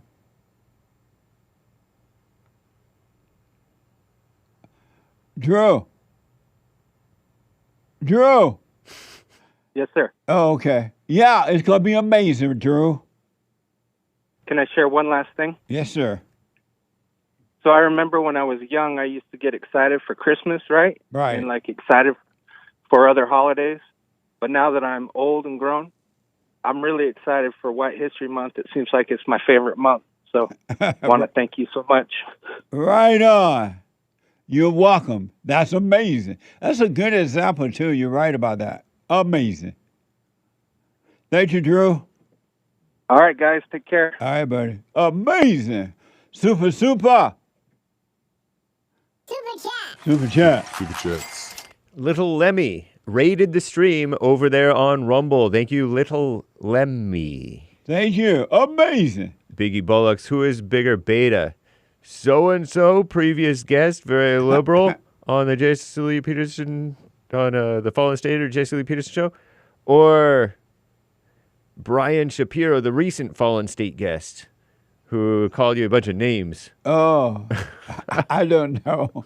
Beta is beta. Indeed. Amazing. Thank you. There is no difference. Yeah. We are all equal.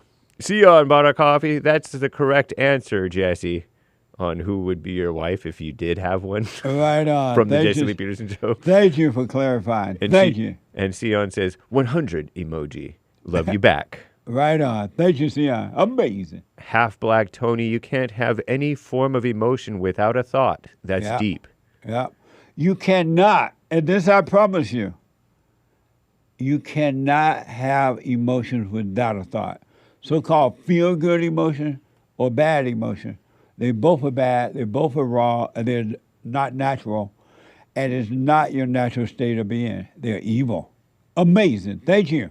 Charlotte, hey Jesse, did I just hear Gerome from New Jersey admit Satan is better than God? I know. I didn't know what he meant by that. That boy literally proved your point about woman's spirit, the woman's spirit being from hell, because that's exactly what he has, the woman's spirit, says Charles.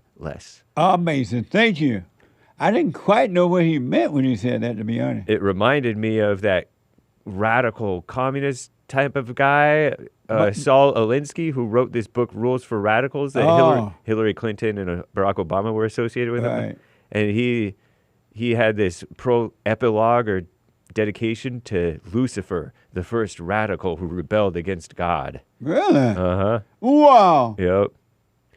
Marcus G. Amazing. Thank you. Every man nowadays want to be in their feelings except for baby Jessica's daddy. And That's right. And thinking Jesus was in his feelings. Bunch of betas. Laughing face. Shout out, betas. You know you got to be out of your mind if you think Jesus was emotional. What? And the Father and the Son were one, and you think he was emotional? Why would he be emotional? He already connected to the Father. Amazing. Thank you. Lalo on X quotes Psalm 34:18, "The Lord is close to the brokenhearted and saves those who are crushed in spirit." Thank you. Amazing. Thank you, Lalo Yeah, on X. thank you. For some reason, we can't chat on the web browser, only through the app. So it's some glitch on X's end. Okay. So we're not able to chat with you guys. But anyway, JV, the great biblical question. Can you know God and reject him?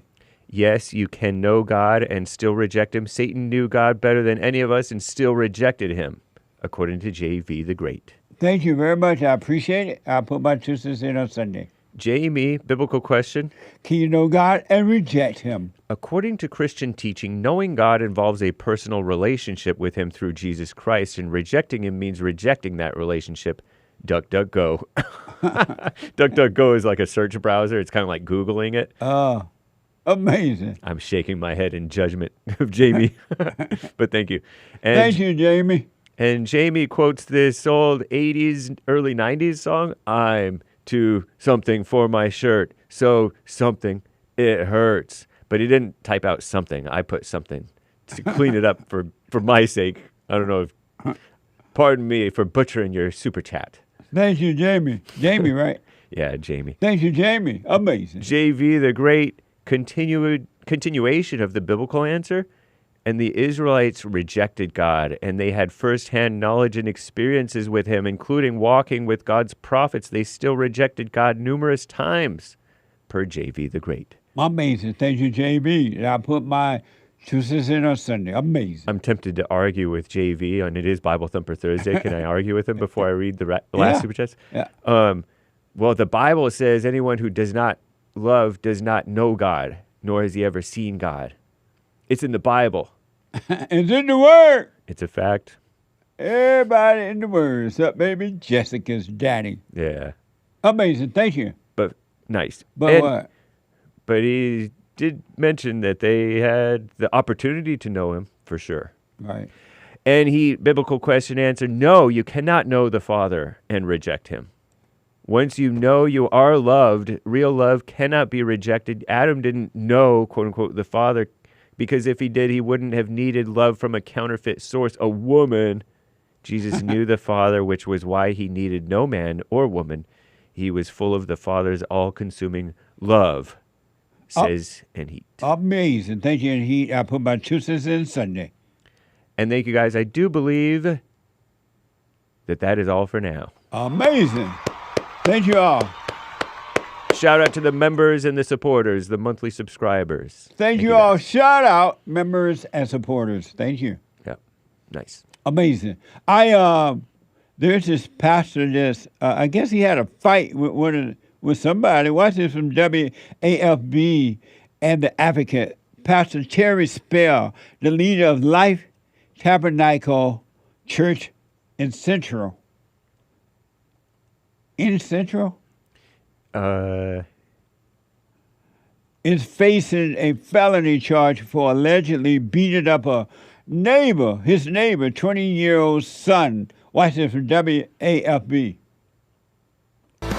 Good evening to you, friends. A well-known pastor has found himself in the headlines again and behind bars once again. Pastor Tony Spell gained national attention during the COVID-19 pandemic after publicly defying the public health restrictions. Now he's facing a felony charge after investigators say he fought and beat up a man near his church in Central after the man reportedly cursed at him. Hey guys, our cameras were rolling as Pastor Tony Spell bonded out of jail and spoke publicly for the first time. Pastor Tony Spell is typically a man of many words on any given day of the week. But this time, he's choosing not to say much after spending a few hours behind bars and bonding out of jail. Our cameras were rolling moments after he was released. I have no comment. I'll be in court. Court date is set for September 15th. Spell was arrested after investigators say he punched and beat a young man in Central, and it was all caught on camera. Surveillance video near Life Tabernacle Church appears to show punches being thrown before both men fall to the ground. Moments earlier, another video provided by the victim's father appears to show Spell running across the street toward the young man, but the video does not contain any sound. Spell was eventually arrested and charged with second-degree battery. These photos, provided by the victim's dad, Scott Sherwin, show the injuries his son suffered after the fight, where he needed 5 stitches in his chin. He also told the WAFB team there's been a long-standing feud between his family and Spell. That's in Central Louisiana, east of Baton Rouge Parish.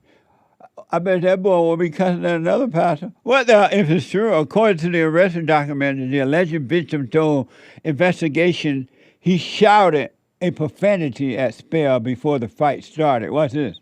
And even though it's not completely clear how and why everything started, according to arrest documents, the alleged victim told investigators he shouted a profanity at Spell before the fight started. Truth will come out in court. With blood still visible on his face and a criminal charge now hanging over him, Spell appeared focused on something else. I'm heading to the pulpit right now. I've got a red-hot sermon ready. I bet you do. And the Reverend Tony Spell stood on the step of his church and Central on Wednesday. Here's what he had to say. I'm going to give you a statement of the events that occurred on yesterday, June the 23rd, 2026. At approximately 9 a.m., I'm out on the church parking lot. There I'm working on one of our Sunday school buses. We have a large bus fleet. So while I'm working on our bus fleet, the individual across the street, one of the men across the street, is walking up and down the shoulder. And while this individual is walking up and down the shoulder of the road, he's shouting vulgarities, profanities, and very nasty words towards my person. He said, "Tony," I'm quoting him, he said, "Tony, I'm going to rape your wife. I'm going to rape all of your grandchildren." And he said, "The next time you go out of town, I'm going to kill them. And what the F are you going to do about it?" End quote. This has gone on for years now. Behind me are several witnesses who can attest to what was said. They have made numerous complaints to the police and the sheriff's department. There's not a person that's come to this church that's standing behind me in this meeting today who hasn't been called the racial slurs of the N-word. Their children have been screamed and shouted with vulgarities.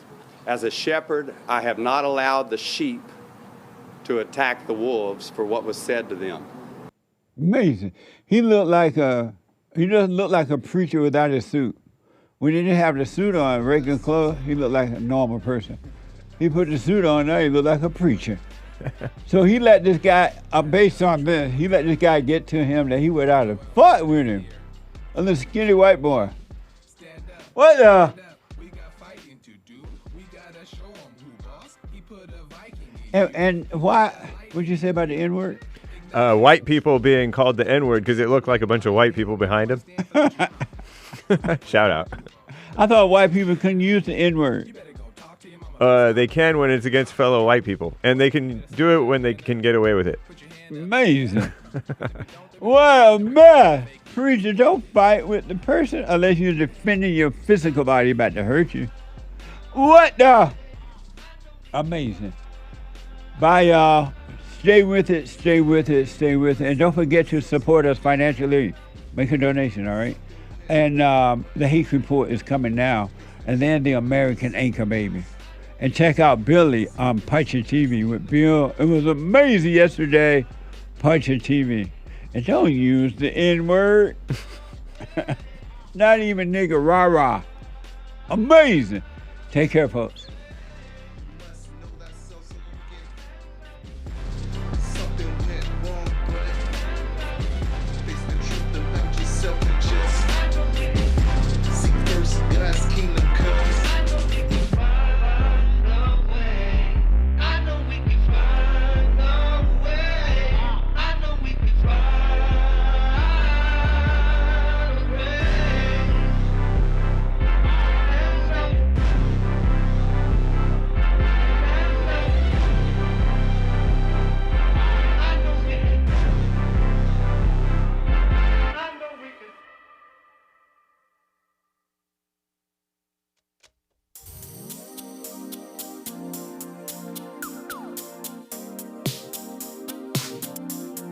The views, information, thoughts, and opinions expressed during this show are the individual's own and do not represent the views, thoughts, and opinions of the JLP Network or Bond. Their appearance on the program does not imply an endorsement of them or any entity they represent. The material and information presented here is for general information purposes only. The JLP Network and Bond name and all forms and abbreviations are the property of its owner, and its use does not imply endorsement of or opposition to any specific organization, product, or service.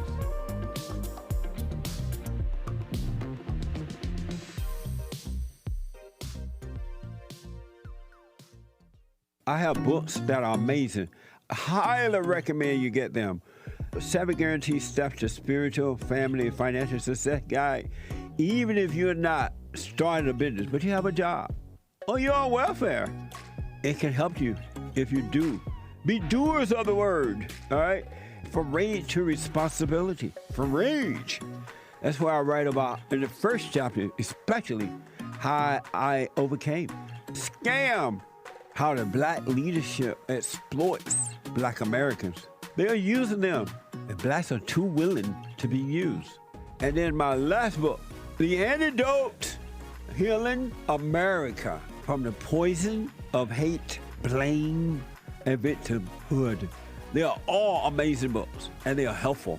Go to rebuildingtheman.com if you want an autographed copy, or call 800-411-2663.